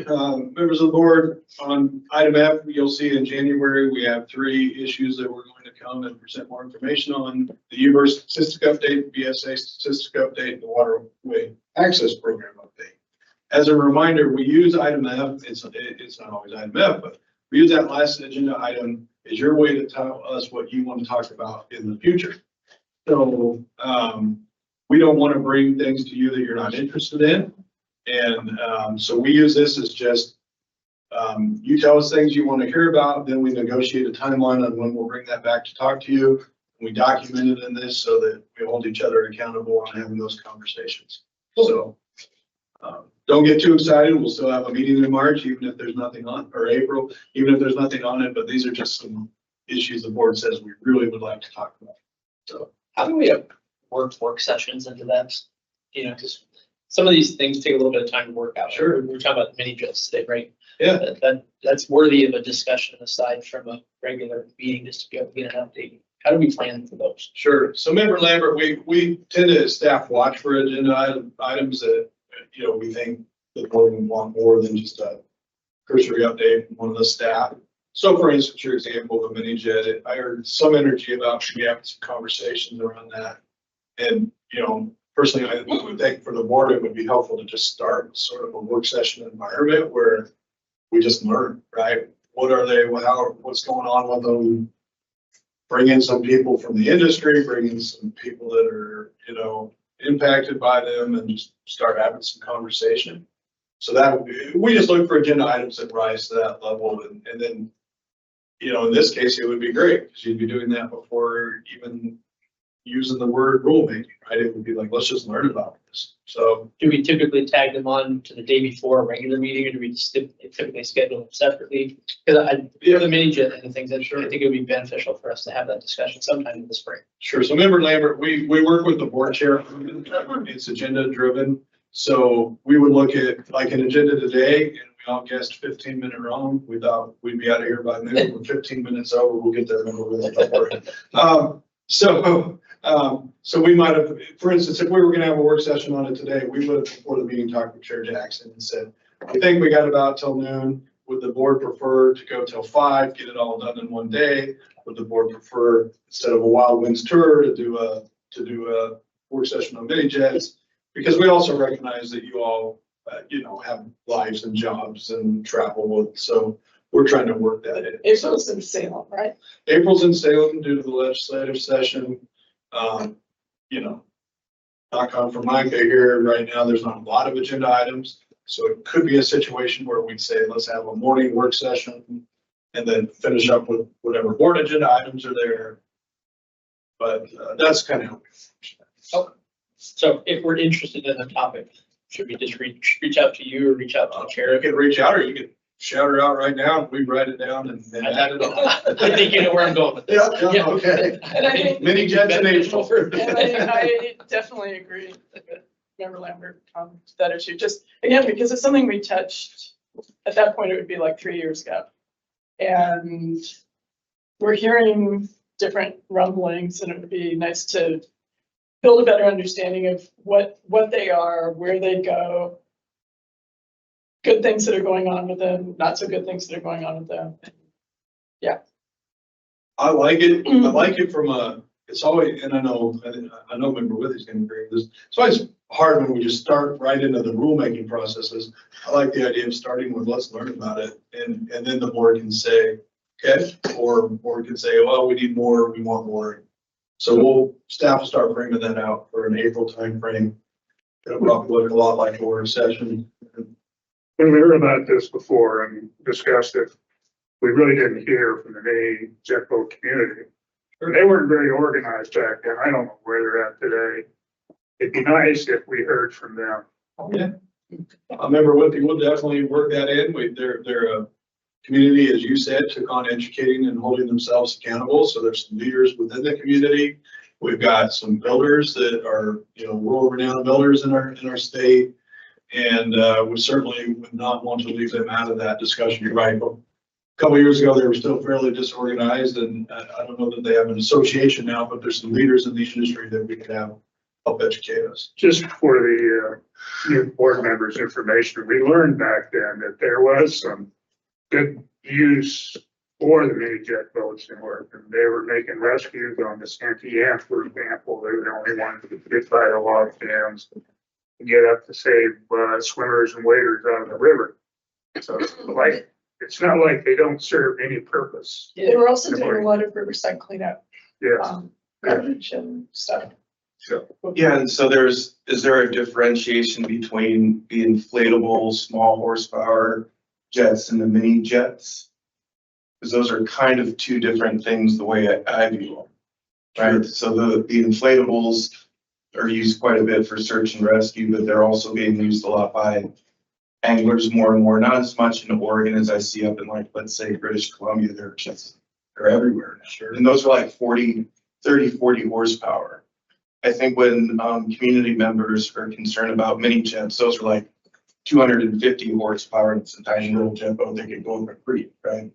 And so those are kind of two different communities and two different things. there's also the Russian. That's right. Inflatable jet So boats.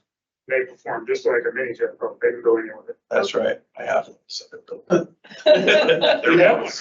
Remember, message, I saw Jennifer taking a note there. We'll make sure in that discussion that we do start to have those conversations, because that was even one of the challenges a few years ago. Is what is a mini jet versus what is That's right. and you're right, that technology, I know we're even, recommending that to some of the search and rescues that, we've helped. I know Brian Paulson, our safety manager, is aware of those and sees them fitting in sometimes in even our own fleets, and how we help people, go out and enforce laws. And certainly some of the fire departments and whatnot out in the state have them, but yeah, that'd be a good discussion to add in there, because that's a growing boating type. I never like to think of anything in the boating world as affordable. They're affordable and relative to a boat. So, and they can go a lot of places back up. So, yeah, we'll make sure we talk about those relative to what I would say is more of a mini jet with the Rotax motor and plastic bottles. That's right. Yeah. So, yesterday we had a very good presentation. And we talked at the end there about how we could expand this and move it to maybe statewide. I'd like to add that to the agenda in the future at some point, and maybe bring Fiona in and have her talk to us. She is full of energy, and I think she's really someone that could lead this effort and expand what they have here. Does anybody remember where we're at in July? June? Okay, remember with you, I think it's not, mini jets will be a pretty hefty lift there, so I think if you don't mind, if we put that on the June meeting this year, right? Well, I personally would put in front of mini jets, but whatever. And I think you're right. That was a really amazing tour yesterday, and it'd be great to, even if we do nothing more than raise the awareness that that's out there and how to people can learn more about it. Great. Anything else? All right, we're adjourned.